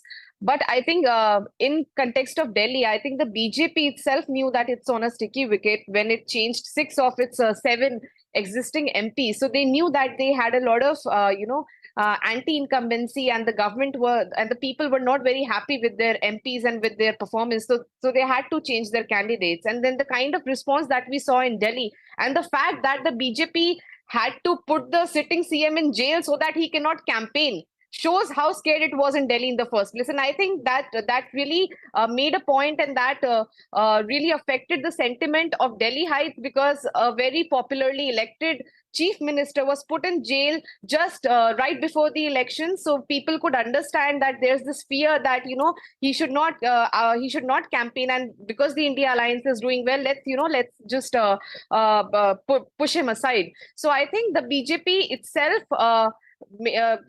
kind of gave this impression that it's not fighting a strong election in Delhi. When it comes to Haryana, again, I can say that we are going to sweep these elections. And I was, speaking to some people in Haryana who said, and who, there was this sentiment that the CM was changed because he is to be made a bali ka bakra for this defeat. Right before the elections, they had to change the CM, and then their, alliance partners moved out. The entire farmers' protest, the way the farmers have been, 700 farmers lost their life during the protest, and then the MSP the promise of coming with a MSP law could not come through. So all these factors have worked against the BJP. Pankari? And in Haryana, the India Alliance is going to have Let me just recap the numbers once again. As we were reading, there was some issue. I just want to read up the numbers once again, and then we go across to the BJP spokesperson. Delhi, 7 seats in total, 5 to 7 for the NDA, 0 to 2 for the India Alliance, where AAP and Congress were together. In Haryana, 10 seats, 5 to 7 for the NDA, 3 to 5 for the India Alliance. Punjab, very important state, 13 seats, 2 to 4 for the NDA, and 8 to 10 for the India Alliance. Let's talk about Himachal Pradesh and Uttarakhand. 9 total seats that we're talking about. All 9 to the NDA is what we are giving as per our projections and our polls. Jammu and Kashmir and Ladakh, 6 seats in total, 3 to the NDA and 3 to the India Alliance. Now, Neeti, as the BJP spokesperson, do you feel that there were issues? You've been saying that, yes, the opposition has not been able to capture the mind of the voter. It is the NDA's performance which has worked. But look at Delhi. As per these projections, the seat share seems to be coming down. Also in Jammu and Kashmir, we're expecting the opposition to win 3 seats. In Punjab, the opposition is doing better. In Haryana, they seem to have regained some lost ground. So do you feel that, be it Article 370 in Jammu and Kashmir, be it the farmers' protest, be it the arrest of Arvind Kejriwal, these were some of the issues that somehow made it difficult and challenging for the BJP to retain its core vote bank in these areas? Okay, let me take it point-wise. First of all, Delhi, you are yourself showing it's between 5 and 7. So it could be 7, right? I don't know what the opposition is being so happy about. That is as per you. As per me and as per the party projection, we are expecting a 7-on-7 in Delhi. But that said, every time Arvind Kejriwal goes out, I think he just reminds people of the entire scams, and I'm using plural, scams that he has done in Delhi. Again, madam, it was not the BJP that arrested him. It was not the BJP that ordered his arrest. अपने कर्मों की फल वो अपने आप भुगत रहे हैं. As you do, so shall you reap. It is not the BJP's fault that he went into that scam and he was arrested. That said, the court still gave him a bail. He was out to campaign across the country. So I think that factor is completely gone. Then the second point you raised was 370. I don't know if you heard, but the voting percentage in even places like Baramulla was unprecedented this time. People have come out and voted. So 370 was not a BJP agenda. 370 was a national agenda. And just because the voters have come out and voted without fear, I think that is a win of the 370, the decision of 370 that was taken by the Modi government. The win and loss, people are free to choose whoever they win, whoever they choose. But to say that 370 was a factor in that does not ring true at all. Haryana, again, I think the numbers that you are showing, I don't agree with that. But the Haryana factor, I think the Congress has been overconfident there. But again, they don't have anything to show for what they want to do in Haryana. So we are pretty confident. All right. For farmers, the BJP has done a lot with the Samman Nidhi and the fertilizers and the roads, everything that has benefited the farmers. The farmer protest, yeah. All right. So as things stands, we have projections for 381 out of 543 Lok Sabha seats. Here is how the numbers stack up. The NDA is projected to win 226 to 236 seats. The opposition alliance is projected to win 93 to 103 seats, and others are projected to win 18 to 23. Yes, those numbers up on your screens. Let me welcome more guests who are joining us on the program. Yes, Neeti Jain of the BJP continues to be with us. Pankari Pathak of the Congress Party. Sanjeev Srivastav has just left for another program. But let me introduce our other guests. A.K. Bhattacharya, Editorial Director of Business Standard. Niranjan Babu also with us. Let me go across to Niranjan Babu, our Is Niranjan Babu with us? Yes, he is there. Mr. A.K. Bhattacharya is there as well. Mr. Bhattacharya, how do you see these numbers? And if these numbers were to hold true on the 4th of June, what does this say about the mood of the nation?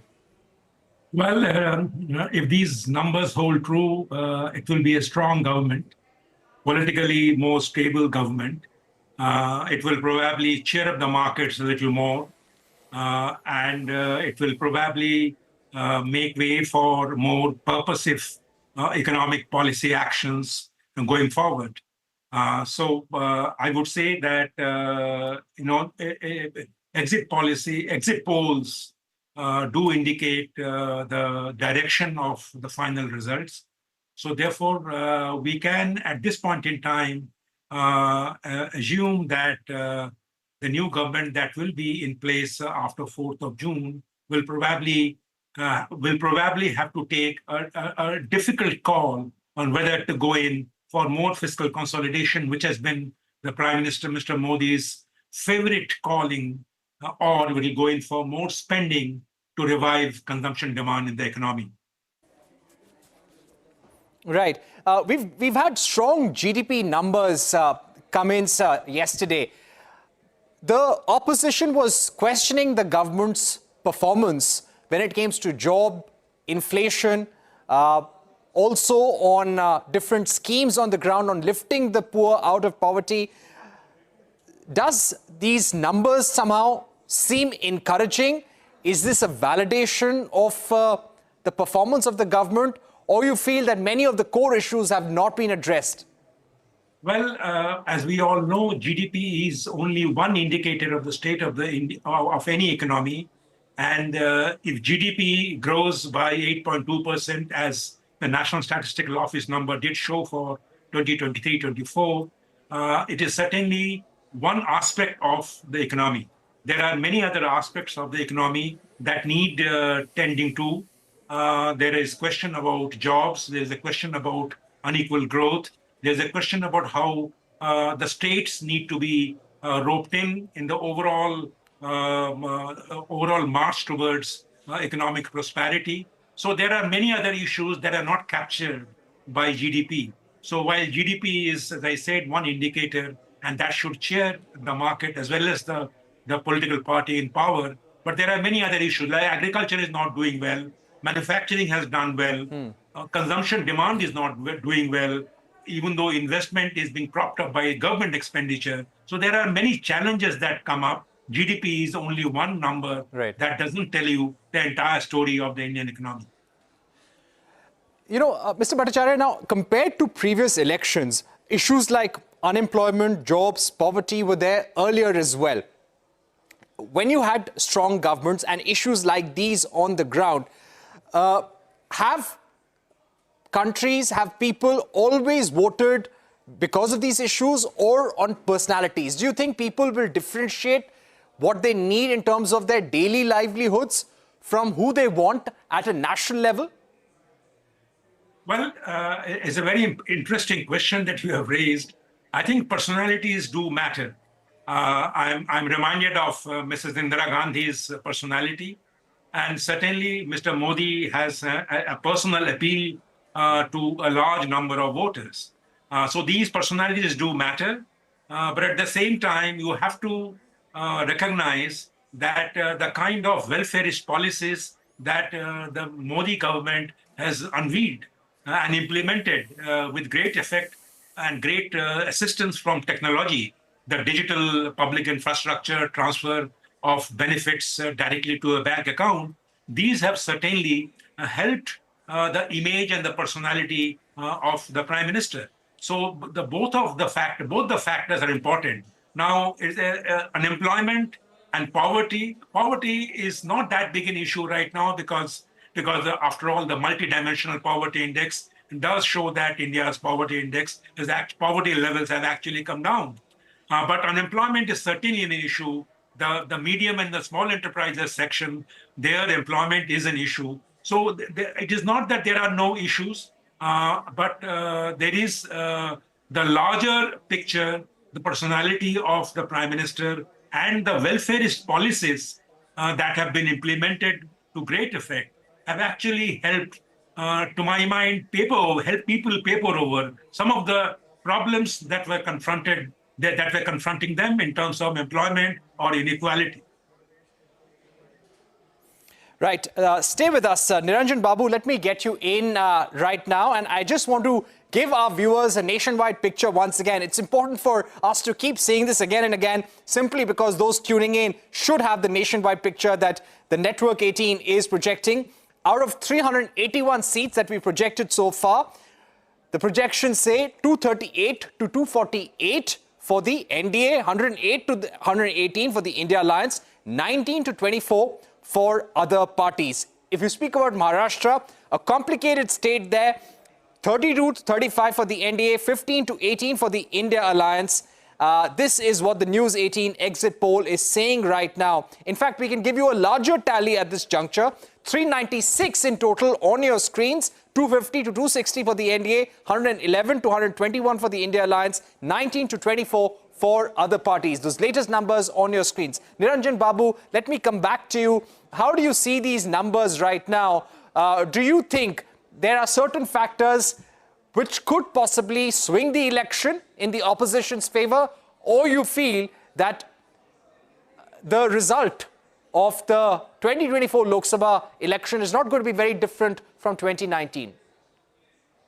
So it's actually, we need to check on the various factors. Say, for example, like if you look into the south, in Tamil Nadu, like my state is like Tamil Nadu, like here the anti-Modi wave is very it's like a very huge actually. Okay, if it is in Maharashtra, like as you told, like from 543 seats, you have projected 396 seats.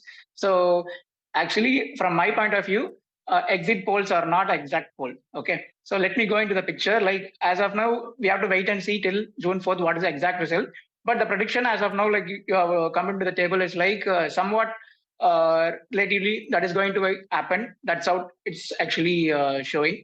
That is the one thing. And the second thing is like people in our country, like they feel under the leadership of Narendra Modi is somewhat good in some other hand, but in some other hand, like people want a new government to be formed.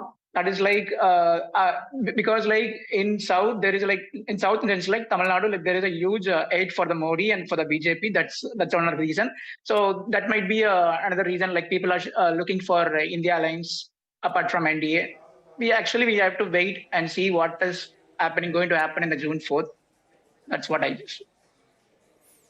All right, Niranjan Babu. Also, what I'd like to ask you that in states like Delhi and Haryana, we are seeing that possibly the Congress, the opposition, could make some gains.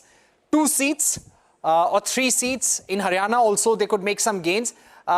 Do you think that if this happens, it would be because of the farmers' issue, farmers' protests, the Arvind Kejriwal factor, the strength of the Aam Aadmi Party in Punjab and in Delhi? Yeah, it will.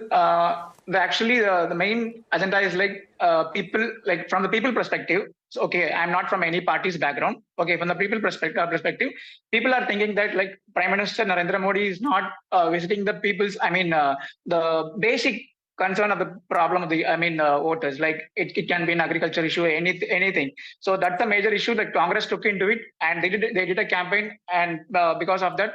There may be a shift in the voter, as you told, in the Delhi and as well as in Haryana. But the exact result, like the exact voter shift will happen in the last 2 to 3 weeks in the polling date only, because like all the campaign managers will work in the last 2-3 weeks. The complete game will shift. Before the polling date to last 2 weeks. That's how actually we have to wait and see what, because like people in India, like people have the important factor of what I can say is like they will forget all the things what happened before. Okay, that's the main issue in people, voters thing. So if it is happening in the last year, they will forget now. They will look for what is the problem right now. Don't look for the problem. But this is a very big issue as a nation issue. We have to wait and see that there might be a shift in the positive for the India Alliance as well in the 2 regions. All right, let me get in Sanjoy Hazarika, who's joining us right now, well-known author, columnist and analyst, a specialist on the Northeast. Mr. Hazarika, thank you very much for joining us on the program. We are showing projections for the Northeast. Yes, about 13 15 to out of 15 seats that we have projected so far, 13 for the NDA. And I'm going to show Assam first. 14 seats in Assam, NDA 10 to 13, India Alliance 2 to 5, AIUDF 0 to 1. So how do you see these projections for the state of Assam? This is a state under Himanta Biswa Sarma. He has been speaking a lot about how he's making it easier for companies to do business in the state of Assam. He's getting semiconductor makers there. He's going to come up with a new defense policy. Do you think all of that has worked in the BJP's favor in Assam, if these numbers were to hold true? I think your figures are probably quite correct as far as Assam is concerned. They certainly won't get less than 10, in my view, maybe 11. And I think it's a mix of Mr. Sarma's own style of politics and campaigning and the narrative which has drawn support. I mean, there's opposition as well. There's not saying anything about that. There is opposition, but I think the BJP has a clear edge in a majority of the seats there. And also, if we're talking about the Northeast as a whole, I think they're going to do fairly well in the other states as well. Although I think it's much more challenging. It's much more challenging. I've just come from Mizoram and Meghalaya. It's much more challenging than was anticipated. I think in Meghalaya, they're having a very tough fight. It's an alliance. The NPP, the BJP is not contesting. And I think they really have the work cut out for them. Right. What do you think is going to be the performance like across the Northeast? We are yet to show numbers for the other states, but if states like Manipur were to be asked about, Tripura, Nagaland, Mizoram, how do you see the opposition and the NDA performing here? I think Mizoram will probably definitely go to the non-BJP, non-Congress ZPM. I think that's fairly clear. I think the Tripura will go very much with the BJP, both seats. Manipur is going to be interesting and challenging. You have a professor from JNU as the Congress candidate. His father was also in the Congress, contesting against the BJP candidate. And the state government and its support staff have thrown everything into it.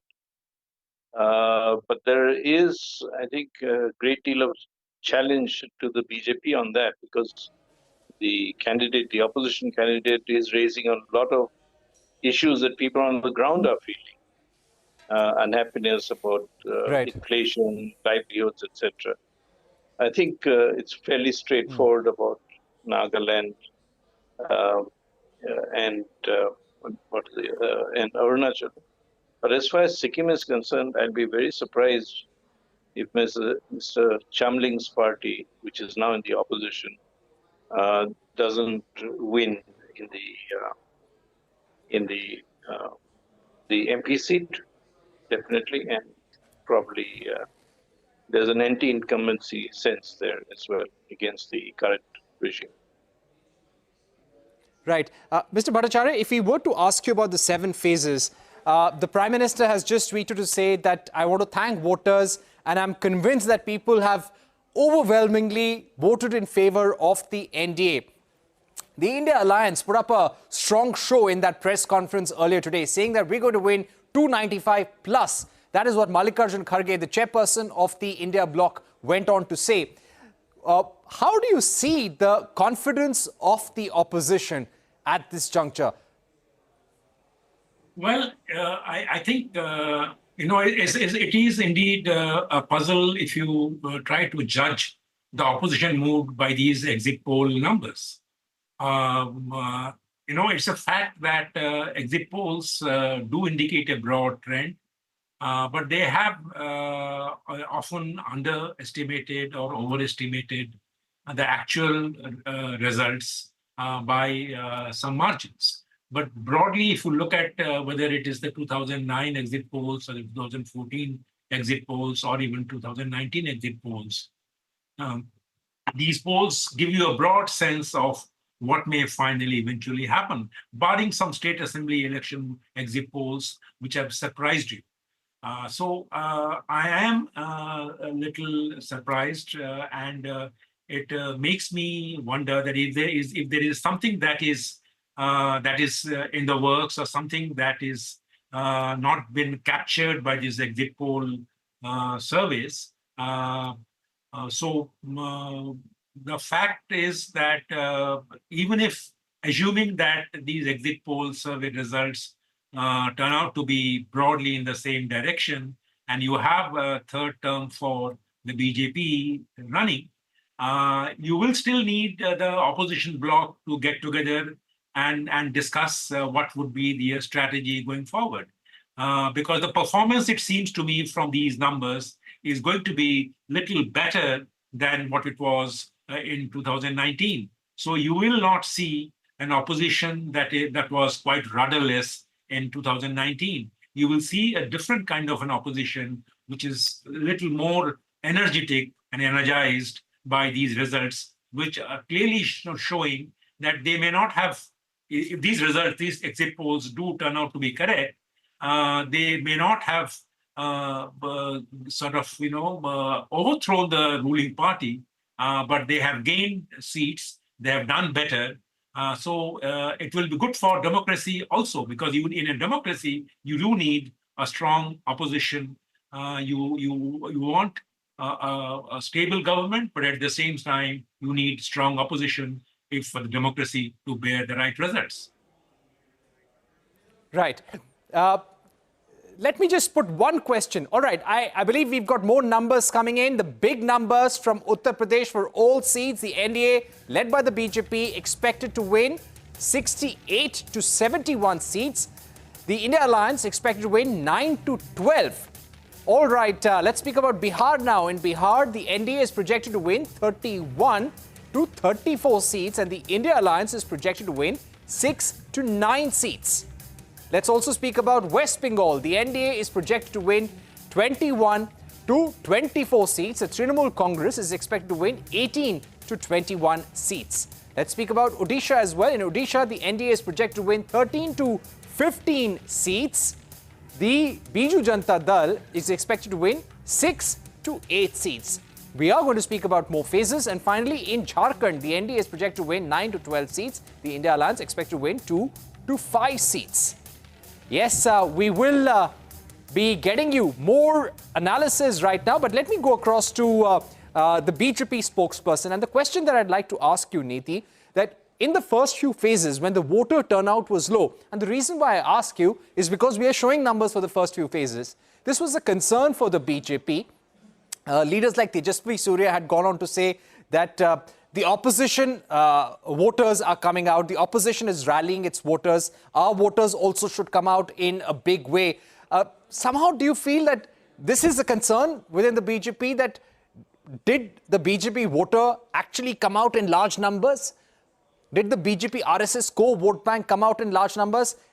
Is that something that worries you, that maybe there could be an upset because of that?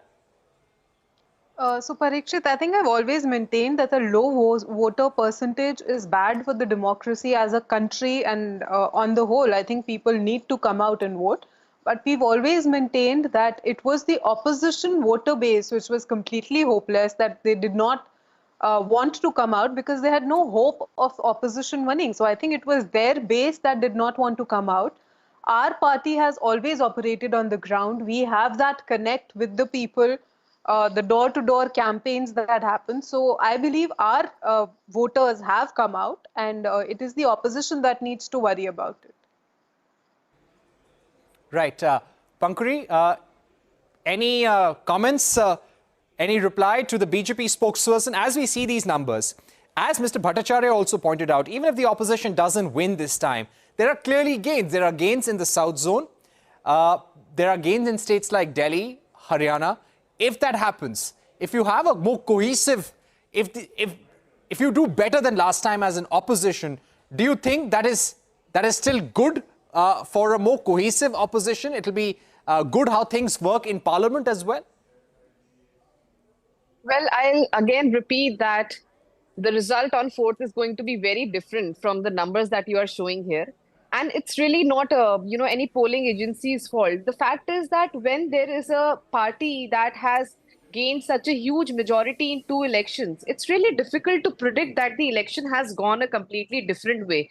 Even when you talk to people, even when you interview them, a lot of people, and this is something that we have seen in Indian voters, they will not openly reveal who they have voted for. They might say that we have voted for the ruling party due to a lot of reasons, including the kind of social pressure they might have, or they don't want to openly say that they have voted against the ruling government. So this is a trend that we usually see, and there were these videos during the elections where somebody who's campaigning, who's part of the BJP campaign, who's there in the BJP's yatra, is saying that I am going to vote for the Congress. So that is what has really happened in this election.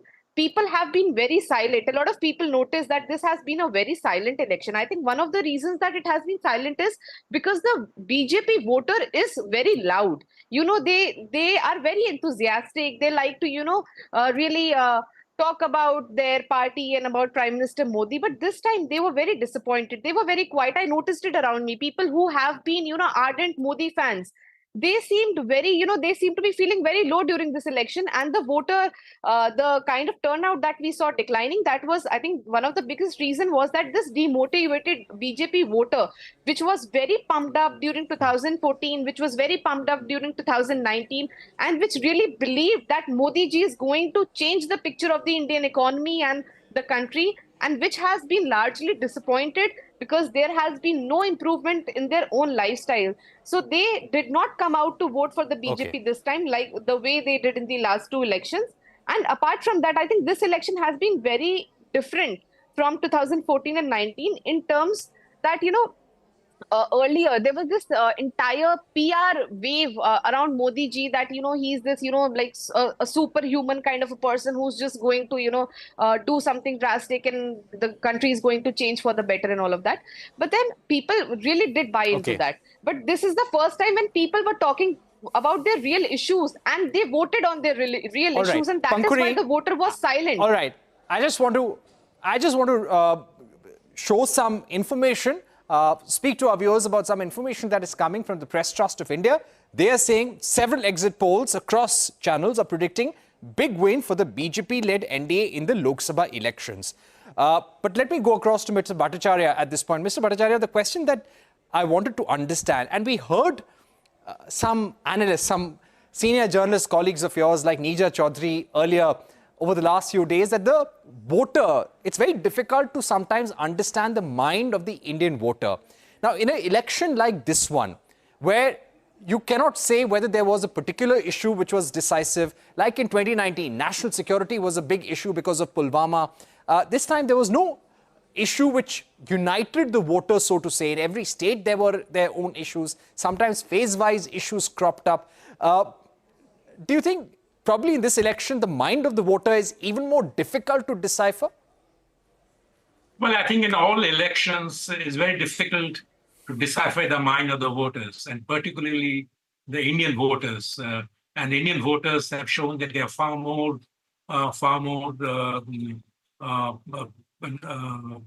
prudent and far more intelligent than what we normally assume them to be.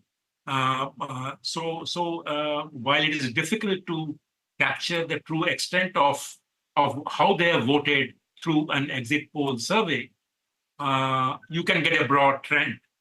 But let me tell you something that in 2019, the exit polls underestimated the NDA's final performance.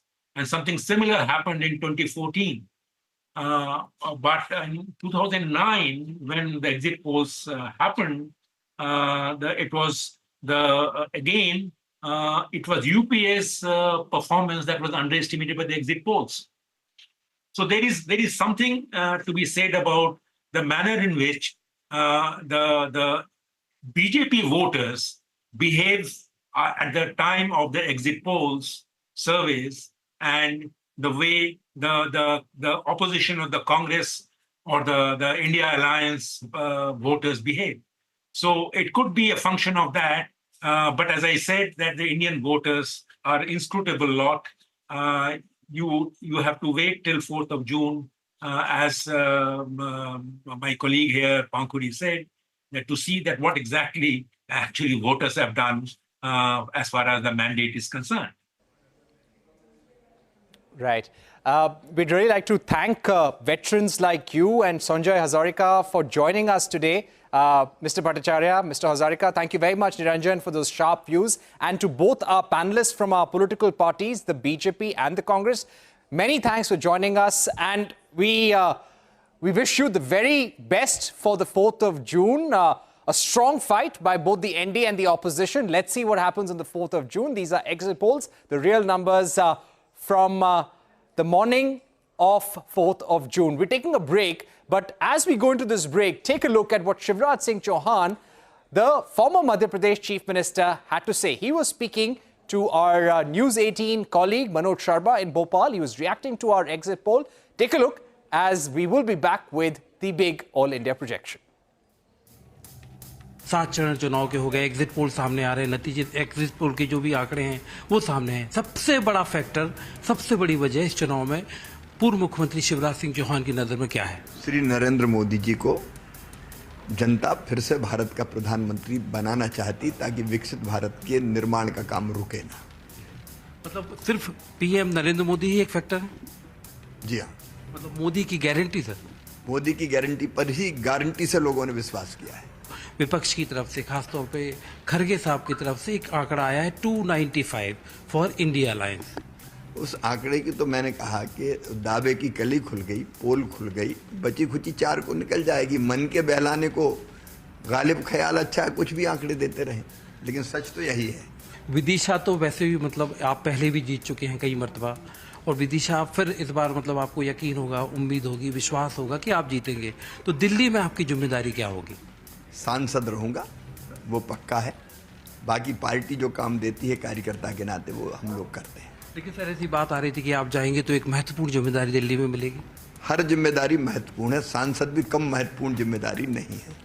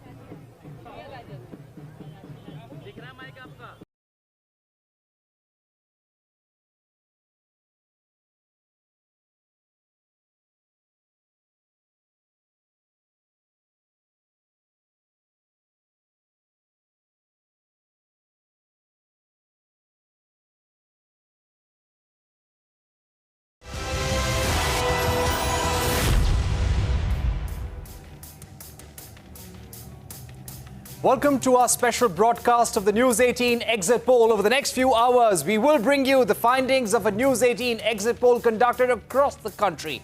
Here is the methodology. First, we have covered 518 out of the 543 Lok Sabha seats. 21 states were covered by the News 18 Poll Hub, which conducted this exit poll. The data we got from the voters was cross-verified, phone conversations were held, and after all of this, we are bringing you the findings of our exit poll. The big numbers from UP first. For all the seats, the NDA, led by the BJP, expected to win 68 to 71 seats. The India Alliance expected to win 9 to 12 seats here in UP.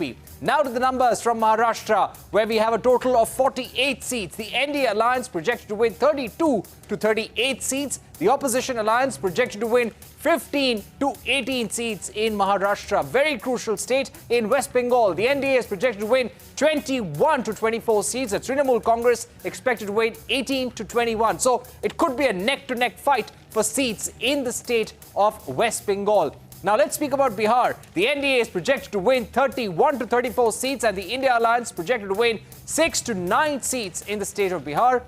Talking about the South Zone, we're talking about 131 seats in South India. The Opposition Alliance is ahead and is projected to win 64 to 67 seats. But the BJP is gaining ground. The NDA projected to win 51 to 54 seats, and others are projected to win 14 to 17 seats in the South Zone. Now here's the big all-India projection for 543 Lok Sabha seats. We're getting you the big picture here on CNBC TV 18. Here's how the numbers stack up. The NDA projected to win 226 to 236 seats.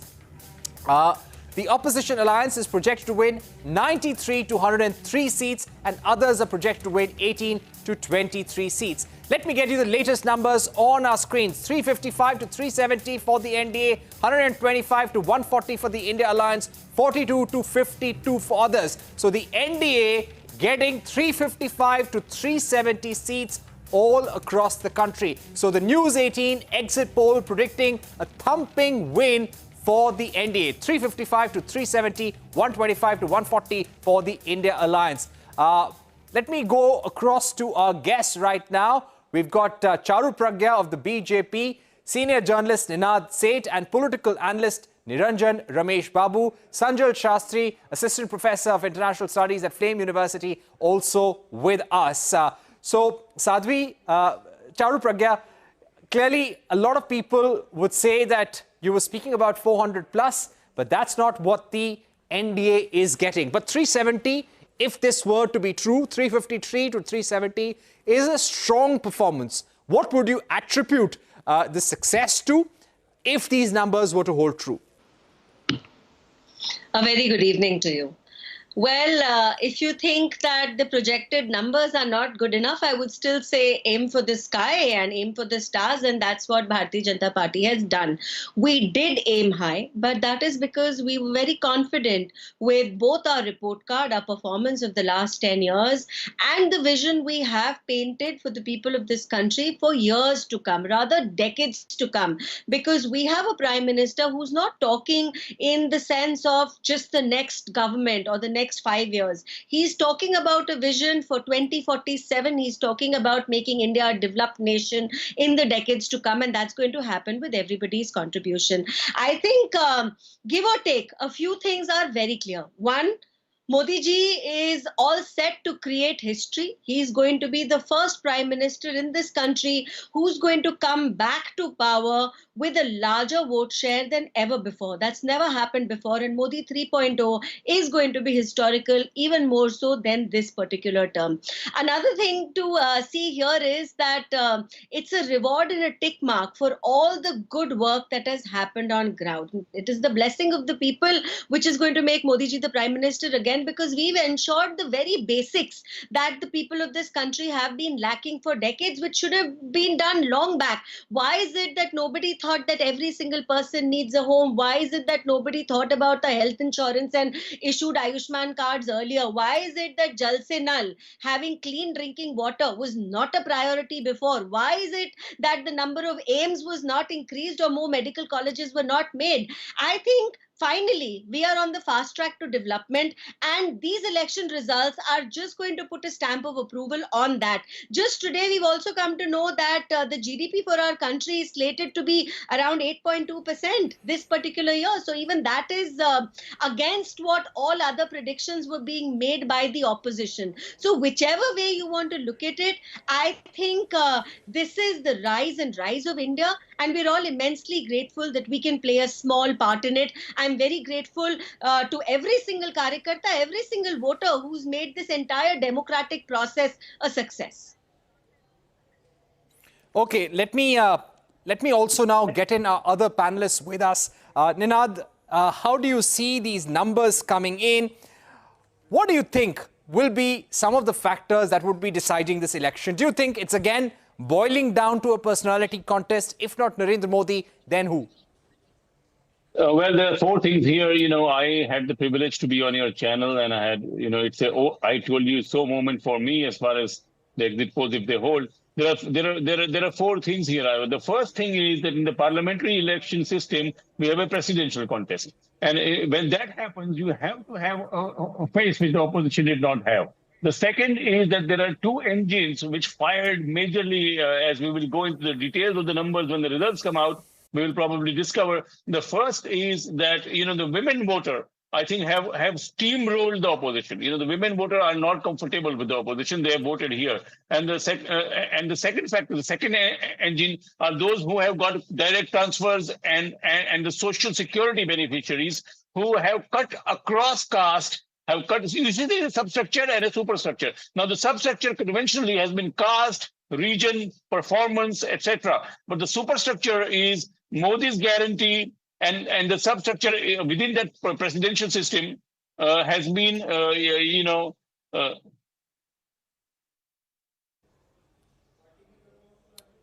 Right. Ninad, we'll return to you. That link seems to be breaking, but Sanjal Shastri, these numbers seem to be very encouraging. So if this is true, then it would be a stupendous performance for the NDA. India Alliance getting 125 to 140, other parties 42 to 52 as per our projections.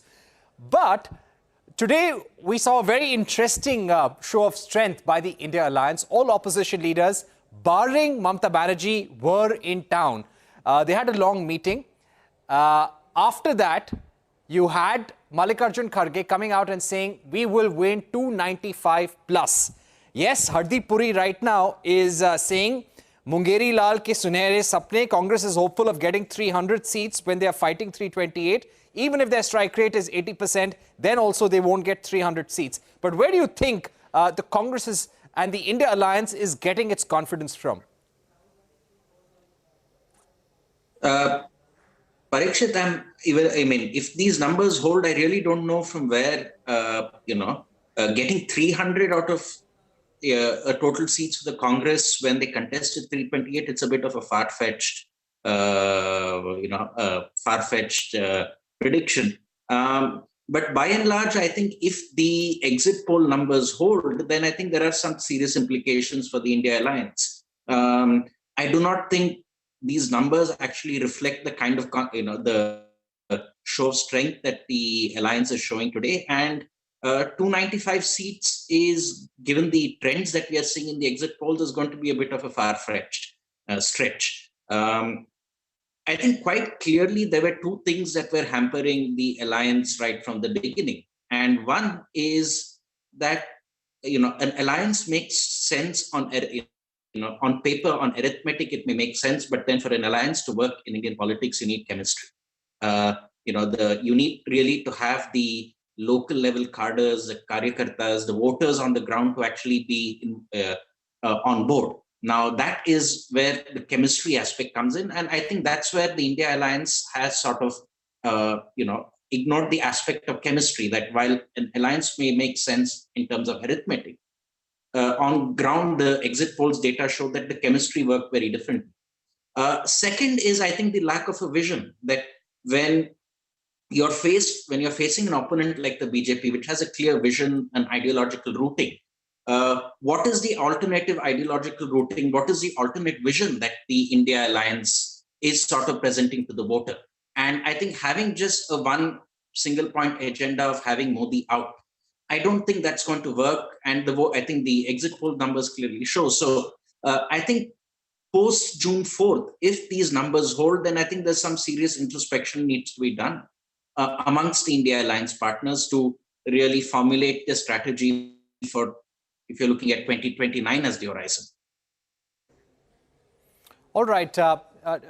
Niranjan Babu, if I were to ask you, where do you think, which are the states where you expect, as per these polls, it seems that they will gain in UP, they will retain their vote share in Madhya Pradesh, Rajasthan, Chhattisgarh, also make some gains in South India. Do you think it is the strategy South Zone, plan South Zone for the NDA, which has worked this time around?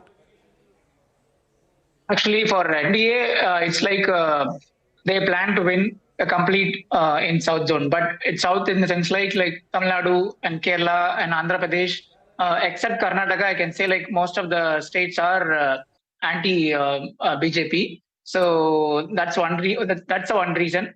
Since if you look into the data of I'm not giving my analysis, I'm just giving the analysis from the media perspective. Okay, what we are looking into the news and what we are hearing about. Okay, so as a people's voice is the last 5 years, how many times Narendra Modi visited to Tamil Nadu is something completely. The data is last 5 months he visited to Tamil Nadu is very much higher. That's one thing. People are expecting him to visit when the problem is arise from the state. So people are expecting Prime Minister to come for some other thing, not for election purpose. That is one thing. The main drawback for NDA. Other than that, under the leadership of Narendra Modi, so he is driving the nation, and some of its more states like Maharashtra and UP in a positive way. But for the India alliance, they as Sanjay told, to beat 2 times Prime Minister, we need the Congress need a clear plan and picture. Okay, it's not easy to beat up a leader without any strategic plan or vision or what you are focusing on, what type of voters you are focusing on. If it's a woman voters, what you're going to give to women voters. If it is a youth voters, what important a job, education, what type of thing you're going to give to them. That's how there is no such thing. They're not given in a clear vision, but NDA has did it in a very clear thing. So that is and one more thing is Rahul Gandhi and Congress leadership. They are not that much. What I can say, yesterday also, they're not. They are informing that we are not participating in exit poll, but now they are telling that they will participate. That is their party's leadership, but they are not that much confident to on that election. I can say this from the thing. So if they are very much confident in the sense they can go for anything without. They can go for under the leadership of Narendra Modi or Rahul Gandhi, they can beat any person. So they need a strategic plan. Okay.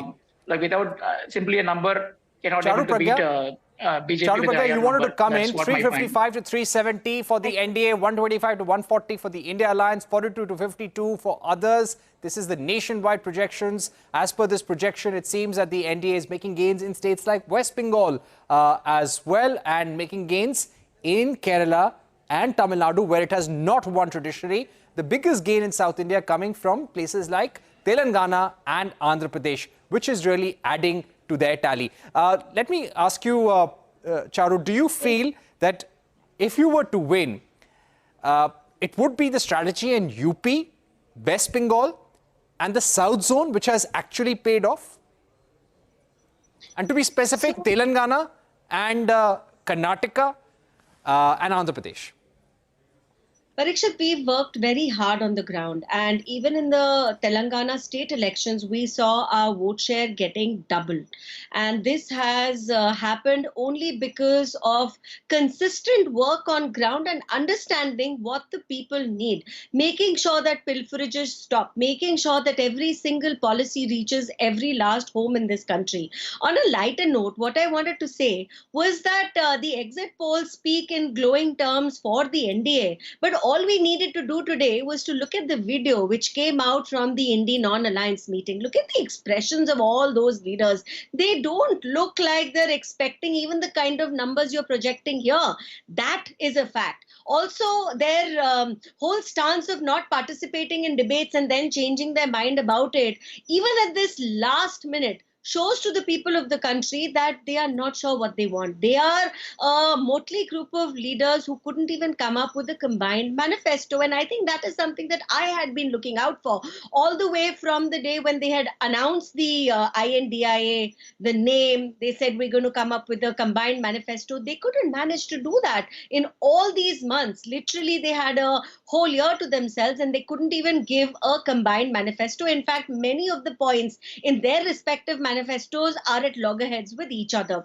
Another thing here is that when we talk about BJP gaining in certain states, I think it is also done with examples of good work from other states. That goes a really long way. Also, recently, the opposition has lost the plot in certain matters in certain states. In West Bengal, Sandesh Khali has hit out at the TMC greatly. Women's safety is not something that can be taken lightly. And Mamata Banerjee, the government has shown that that was an incident they continue to take lightly. The fact that we have ticked off many points on our previous manifestos have helped cement our position again this time, because now everybody in the country knows that if Modi ji says something, his word is his guarantee. If he commits to something, he's going to deliver. This is not a government which is going to inaugurate a project. This is a government which will make sure that the project is both inaugurated and delivered in record time. All right, let's get our viewers a recap of UP, Maharashtra and some other key states. Ladies and gentlemen, let's put those numbers up on our screens. We're getting an all-India tally first, 350 to 370 for the NDA at a nationwide level out of 543 seats. Let me start with Uttar Pradesh first, a crucial battleground, 80 seats, very crucial to the victory of any alliance or party. Here, the NDA is expected to win 68 to 71. Sanjeev Balyan of the BJP, a union minister, Minister of State actually, he said that they will win more than 64 to 65 seats for sure. India Alliance will get 9 to 12 in UP. So we will also have the Samajwadi Party spokesperson. Let's talk about Bihar now. NDA, this was an experiment to get Nitish Kumar back on. Many were questioning how he's been a political opportunist and will this alliance really work? But as per the projections, it has 31 to 34 for the NDA in Bihar, 6 to 9 for the India Alliance. In West Bengal, fierce fight between the TMC, the BJP, 21 to 24. So the BJP, which won 18, making gains this time as per our projections. TMC 18 to 21. Now this is out of a total 42 seats. And what violence we've seen in West Bengal today in at least 4 to 5 constituencies. Let's also speak about a nationwide number, 355 to 370 for the NDA. The India Alliance, 125. Okay, we're getting those West Bengal numbers. Yes, I was speaking about the nationwide picture, 355 to 370 for the NDA, 125 to 140 for the India Alliance, 42 to 52 for other parties, 543 is the total prize that we have here. Let me go across to Shashank Shukla of the Samajwadi Party. Can we go across to him?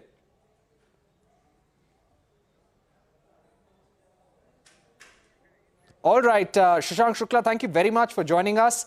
How do you see the performance of the opposition in UP, these numbers that are coming in? And let me recap UP numbers right now for you. It's important to give the UP numbers once again for our viewers tuning in. 80 seats, NDA getting 68 to 71, India Alliance 9 to 12. Who do you think will be the big gainers in the India Alliance in these seats?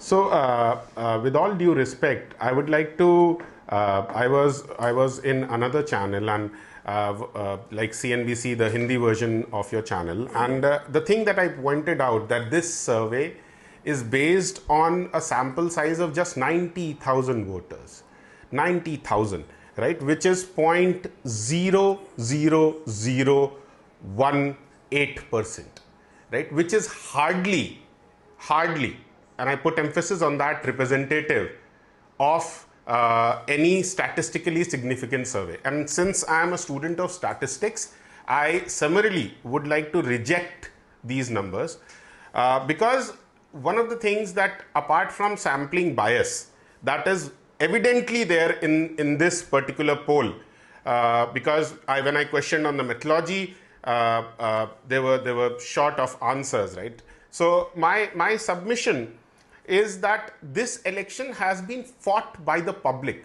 As much as political parties in the India Alliance fought it, the public fought this election on issues which are relevant to the public. In the context of Uttar Pradesh, that was the paper leaks that keep happening. It is the animals, the cows, the bulls that are in every farmer's lands, eating away whatever their hard work.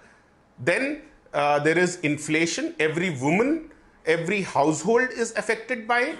And the Dalit voters and the backward class voters were particularly affected by the sense that if BJP gets to a majority for the third time, then the constitution is in danger. So these aspects, I believe, has really affected the BJP numbers, and your numbers, I say with all due respect, is not representative of the sentiment that is prevalent on the ground.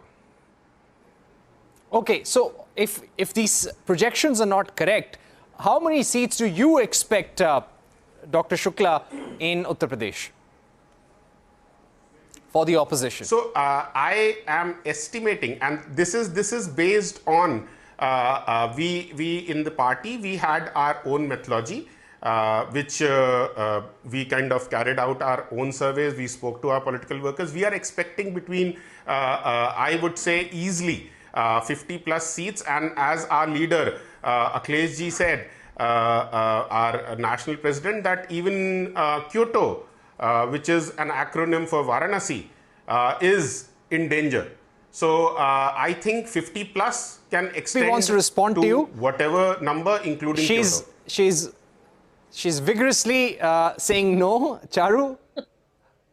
Thank you very much. So last I checked, Akhilesh ji yesterday said that Indi non-alliance is getting 35 seats in Uttar Pradesh. He changed that number to 25 seats today. So that's a loss of 10 seats per day. I'm expecting it to be 15 tomorrow and downright to 0 by the time 4th comes around. I'm only quoting your leader back to you. So this is nothing personal. See, the fact is that if you call one survey wrong, I would still say that maybe there is some scope. But every single exit poll conducted by literally anyone in the country, which is not a political organization, is showing this mega win for the NDA. And now if you want to point out to the constitution and say the constitution is in danger, let me remind you that it is our constitution which gives the right to the people to choose their own government. So how repeatedly can you say the people's choice is wrong? That's where I disagree with you. I think here is where politics needs to be better and politicians need to be bigger in heart. The mandate of the people is never wrong. Just one submission. All right, let me get in Ninad's seat right now. Ninad, I'd like to speak about Karnataka numbers. Yes, please, Dr. Shukla. Yeah, Charuji, just a small thing, right? I am not disputing the public or the constitution. I am disputing the Indian media, number one, which is ranked 161 out of 181 in media fairness and transparency. And secondly, I am questioning the methodology of the surveys, right? Because this election, as I would like to underline and emphasize, is not fought by political parties as much as the people fought it. And that undercurrent will be visible only on the 4th. Please mark my words. I think you and I will also be there on the 4th, right? Let's check our numbers, right? Who's right on the 4th?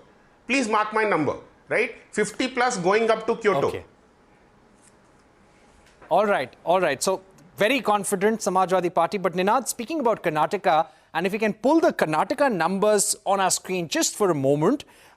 In Karnataka, out of the 28 seats where the BJP had been a big gainer last time in 2019, they are projected to win 23 to 26 seats, somewhat similar to what they won last time around. And for others, an India alliance, it could be 3 to 7. Ninad, do you agree with these numbers? Because there was some concern whether the BJP could retain its seat tally in Karnataka. One, because yes, there was this Prajwal Rebana issue. You've got a strong chief minister. You've got the 5 guarantees of the Congress, which have been popular among voters.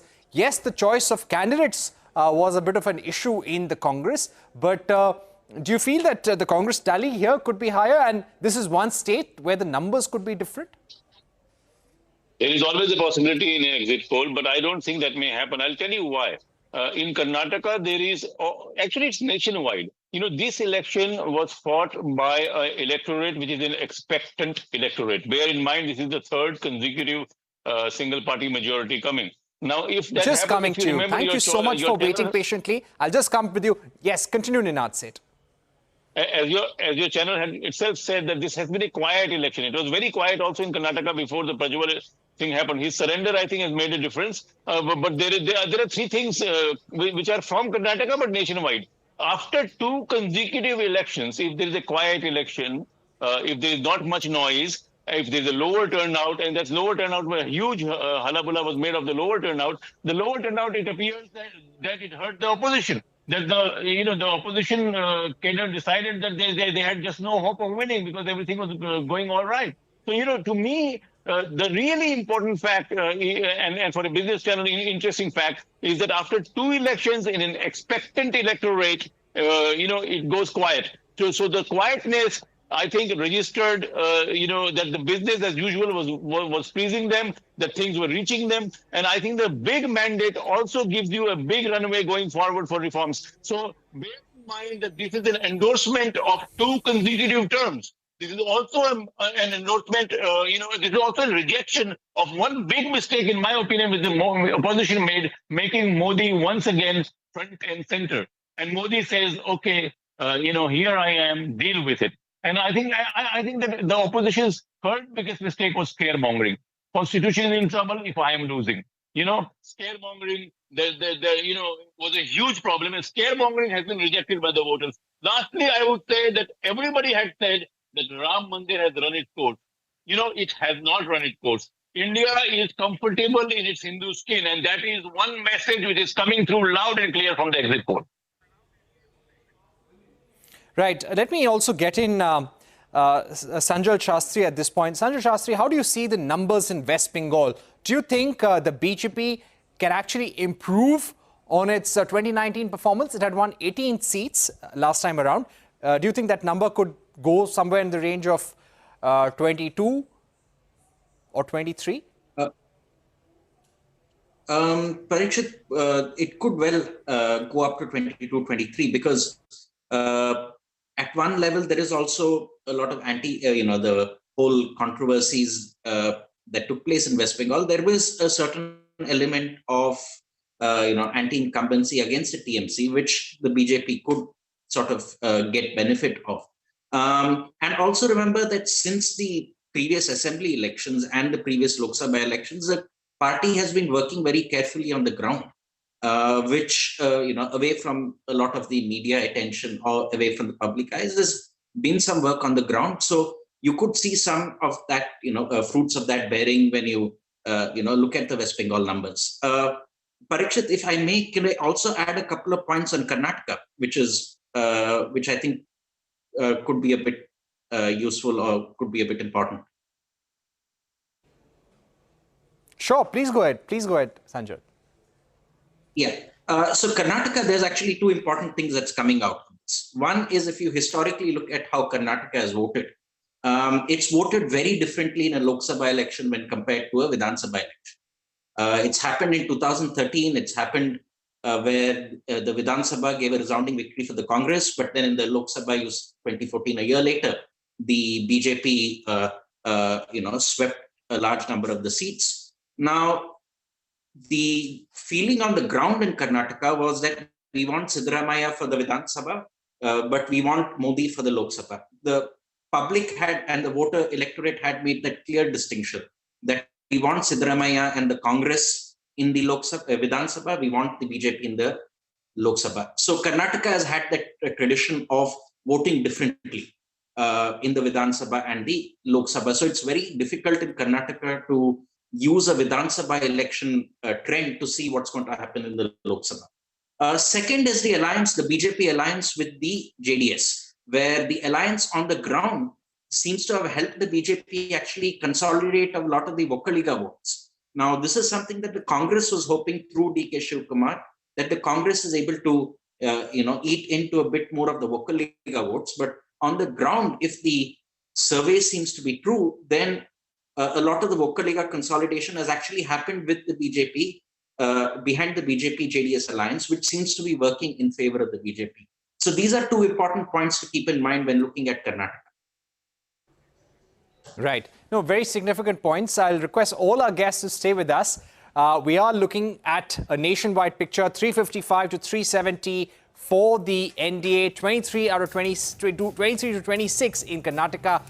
Once again, the nationwide tally, 355 to 370 for the NDA, 125 to 140 for the India Alliance, and 42 to 52 for others. I'll request everyone, Ninad Seth, Charu Pragya, Dr. Shukla and Sanjay Shastri to continue with us. We're taking a break, but we're coming back with a nationwide picture. Once again, more analysis, more numbers. Don't go anywhere. CNBC TV 18's coverage continues.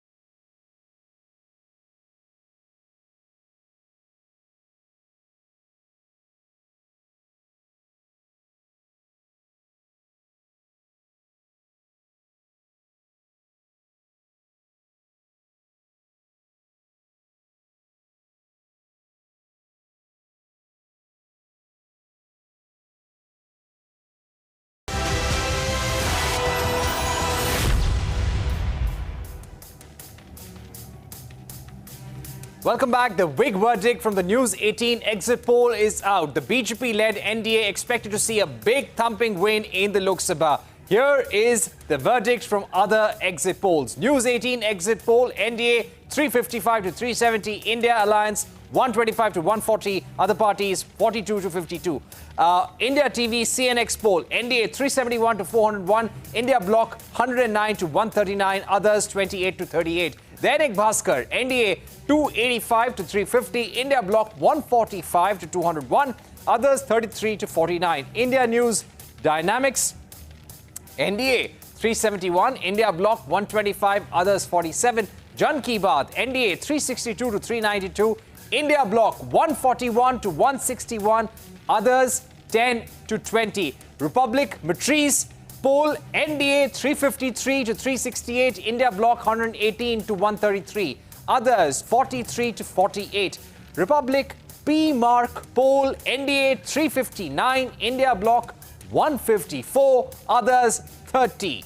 So this is the poll of polls, so to say, and what other news channels are reporting. So we're getting you a comprehensive analysis here on CNBC TV 18. Keep tuning in. We're getting you analysis, numbers from all across the country, and we're also telling you the methodology of our own poll.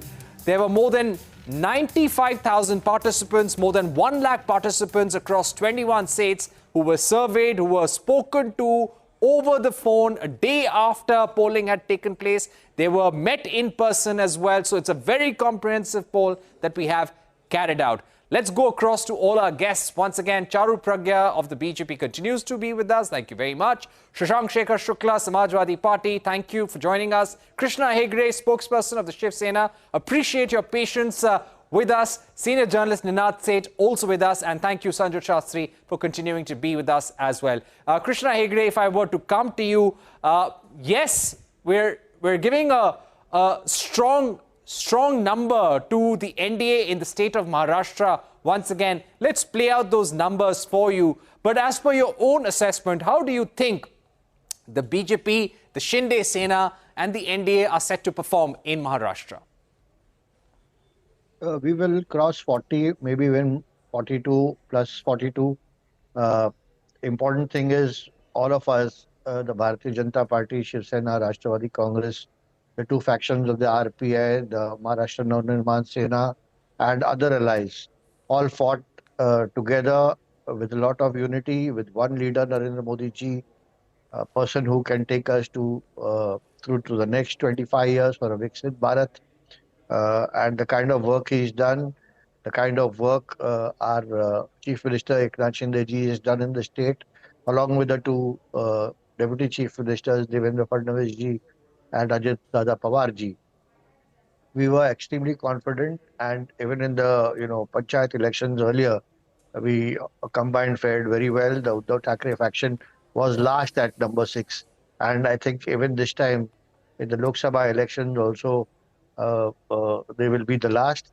And it is very clear that people want a government which works both at the center and at the state. Eknath Shinde ji has been working 24/7. The Uddhav Thackeray government in Maharashtra earlier was a Facebook Live government. The Chief Minister then had not gone to Mantralaya even 2 times in 2.5 years. And the ideology which in 2019 we came across with was the Shiv Sena and the BJP were together. And now also we are together. But only Uddhav ji has gone away. Uddhav ji went with the Congress, the same Congress where his father, Sammanya Hindu Hriday Samrat Bala Saheb Thackeray ji said, जो दिन मुझे कांग्रेस के साथ हाथ मिलाना पड़े मैं मेरी दुकान बंद कर दूंगा. And Uddhav ji started a joint venture with the Congress. But I think the most important thing, this is Narendra Modi ji's election. It is about one leader. It is about BJP now, I think on its own, according to all the polls, surpassing 370. And the combined NDA, I think, is going to score a record this time. And Narendra Modi ji has scored a hat-trick, a triple century, and is on the way to become the Prime Minister of our country for the 3rd consecutive time. I don't think any Prime Minister has done that in the recent past.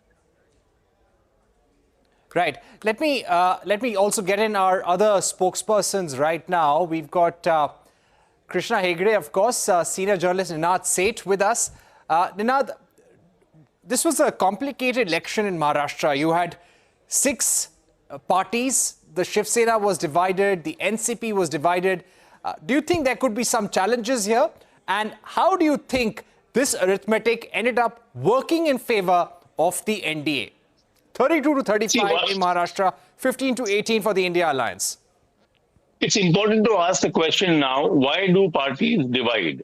Parties divide because their basic coherence, which keeps them together, the core ideology gets divided first. You can't divide a party if it has not, either abandoned its core ideology or its core ideology has become less relevant. In this particular case, both parties which were divided had lost their core ideology. The voter, the core voter, there is a peripheral voter, the fence sitter, but the core voter felt that the ideology was no longer relevant. They were not sticking to their ideology. So I think this is where, what is called voter aggregation happened before the elections. The people who went away, wanted to stick to their ideology, whereas the remnants in reverse, in this case, the rump, did not want to stick to their ideology. And I think this is a very interesting thing in Maharashtra. The other thing is important is that the direct transfers and other things, despite an agrarian crisis, despite, by the way, the Marathwada issue, despite all this has happened. So to me, Maharashtra is a very important indicator. It is, bear in mind, the second most important state after UP in number of seats to bring a majority. So Maharashtra has rejected the rumps and has given faith and mandate to the BJP. So, you cannot be anti-Hindu and be Shiv Sena. I mean, if you go to a doctor, you are either pregnant or you are not pregnant. You cannot be a little bit pregnant. And I think this whole idea that you can be a little bit pregnant, stay with us. Has, the X-ray has come, and and it said, no, you can't do that. All right, 32 to 35 in Maharashtra to the NDA with a 48% vote share. India Alliance, 40% vote share, 12% to the other parties. I believe we have a representative of the NCP, Sharad Pawar faction, Mahesh Tapse. Mahesh Tapse, how do you see these numbers coming in? All right, Mahesh Tapse will join us in a little while from now. But we also have Sanjay Bhatnagar, who's joining us, senior journalist. Sanjay Bhatnagar, how do you see these numbers coming out from Maharashtra? Do you think the NCP, Sharad Pawar faction, the Sena Uddhav Bal Thackeray faction could throw up a surprise? I think it was on expected lines. In Maharashtra, the division was very clear and it was on expected lines. I don't see the results coming different from what we have shown in the exit polls. So it was very much on the lines. I don't think there was any surprise in Maharashtra. Okay, you don't see any surprise in Maharashtra. At a nationwide level, 355 to 370 for the NDA. All the polls today are giving a thumping majority to the NDA led by Prime Minister Narendra Modi. What do you think has worked? The opposition is expressing a lot of confidence. Even now, they are questioning the Prime Minister's silence over Prajwal Revanna. The Congress, the India Alliance, very combative on social media, other places. So what do you think is really changing? The opposition's attack. What I note in the last few hours, Sanjay Bhatnagar, that the opposition's attack on the Prime Minister has not stopped. Yes, this was undoing of the opposition. In the entire election campaigning, they attacked only Narendra Modi. And that was their undoing, in my opinion. They hardly raised any issues. They raised constitution and reservation to an extent, but they personalized their attack and focused on Prime Minister only. This was, I think, what the bad strategy on their part. And this was the game. By default, it helped BJP in a way. They had no other reason. They have no other point to raise. You see, and the second point is that they had hardly any star campaigners for them. Akhilesh Yadav, as far as UP is concerned, Akhilesh Yadav was lone fighter. There was no other leader from his party to campaign in his favor. And Rahul Gandhi and Akhilesh did attend some joint meetings, but still they hardly seen as a united house. So there was a very, very bad campaigning. Leave aside social media. I'm talking about on-ground campaigning. So opposition was found wanting in their campaign style, their attack on the sole attack on Narendra Modi also misfired, and they'd never seen a united house. Wants to respond. Dr. Shukla, please go ahead. At a nationwide level, when we were seeing these numbers, you questioned our methodology, you questioned our approach, you questioned the media, you questioned News18, but every poll today is giving NDA the lead and a thumping majority. Some are even giving it more numbers. So how do you say that right now? Where does your confidence come from? So I hear you and I see the numbers, right? But just to kind of prove it right on this show itself, right? So with all due respect to Ninadji, right? He made a causal statement that the low turnout is in favor of BJP, right? Just let's go one level below, right? If we go one level below, if you see the average urban turnout has been 4% lower than normal. And if you take that out, the rural turnout has been quite similar and in many places more than the 2019 election. Now, it is kind of needless to say that BJP is the party which is the dominant force in urban areas for many decades now. Now, the inference that this trend favors BJP is plain simple confounding. So this is just one example how you can read statistics for your own benefit. Similarly, when phone calls are made, right, people say one thing, but as I said, the people are fighting this election, the electorate is silent, and they will give the result on the 4th.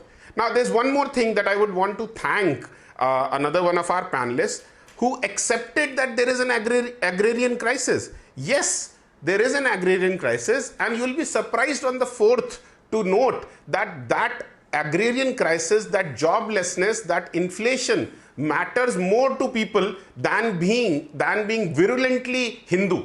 I am also Hindu, I am a practicing Brahmin, right? But I really want the agrarian crisis, I really want the papers not to be leaked, I really want the prices of everything from pulses to vegetables to come down, and that matters more than virulent Hinduism. I wouldn't even call it Hindutva. Then there was one of our senior journalists, right? He made a very important point that there is one leader. Yes, that is why the opposition targeted, because that is the problem.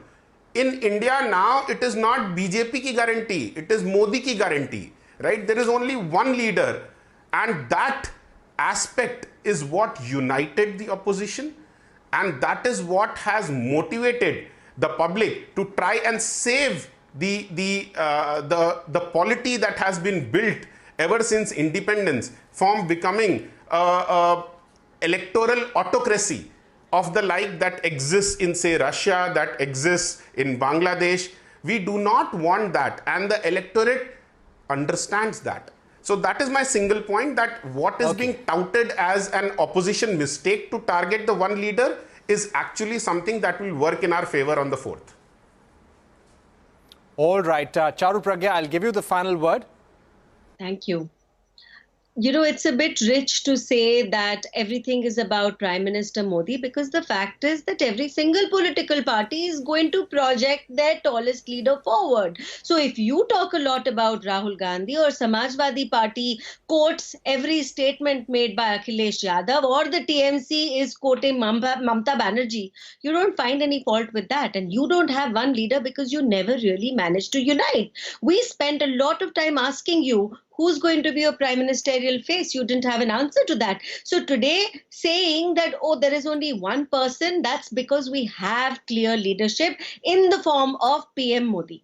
And that clear leadership stands true for every single political party in the NDA, and that is why NDA is a true alliance, unlike the Indi non-alliance. So I don't believe in this theory at all, unless you literally stop quoting everything said by every single tallest leader of all these other political parties. I am sorry, that's a theory that doesn't work at all.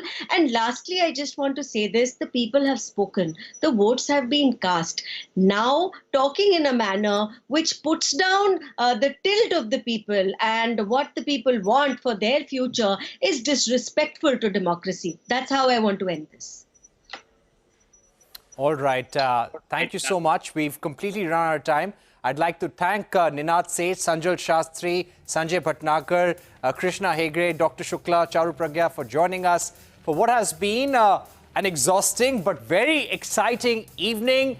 We're gearing up for the 4th of June when counting will take place. Yes, today all the polls have given the NDA a majority, a thumping majority to the NDA led by the Prime Minister.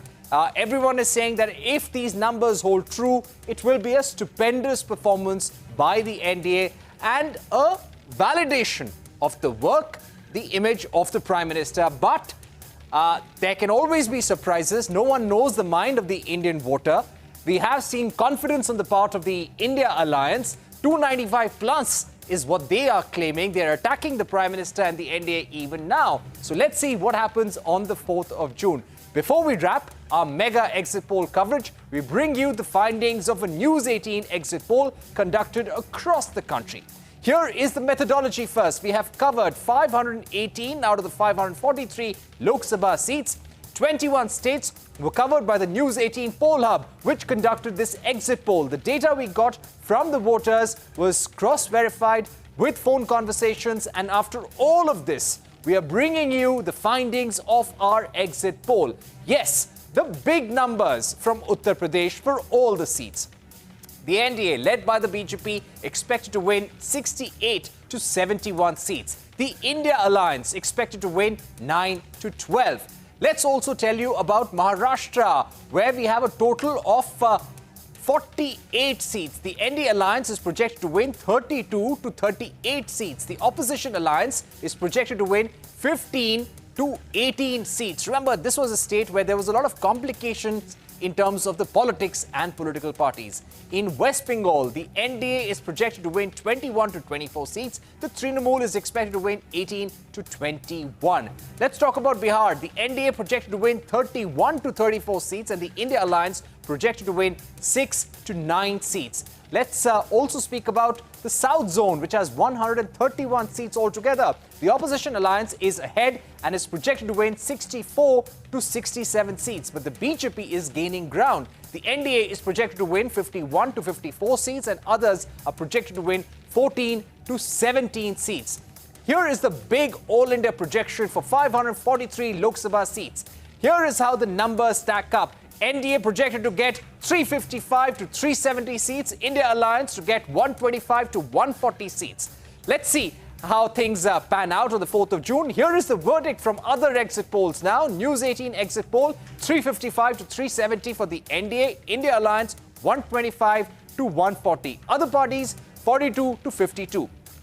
India TV CNX poll, NDA 371 to 401, so they're giving 400 plus to the NDA. India Bloc 109 to 139, other parties 28 to 38.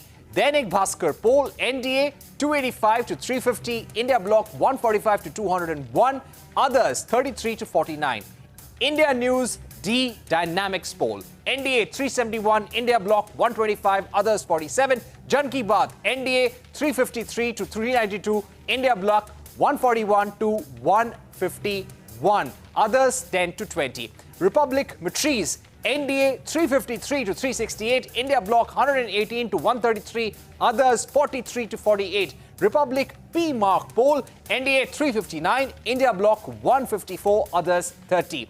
Today's Chanakya seat projection, NDA 400, India 107, others 36. So Clearly, all the polls showing a big majority for the NDA, a thumping victory for the Prime Minister, the BJP, and some polls even going across to say it could be 400 and 400 plus, as was the target set out by the NDA before this election actually began. So let's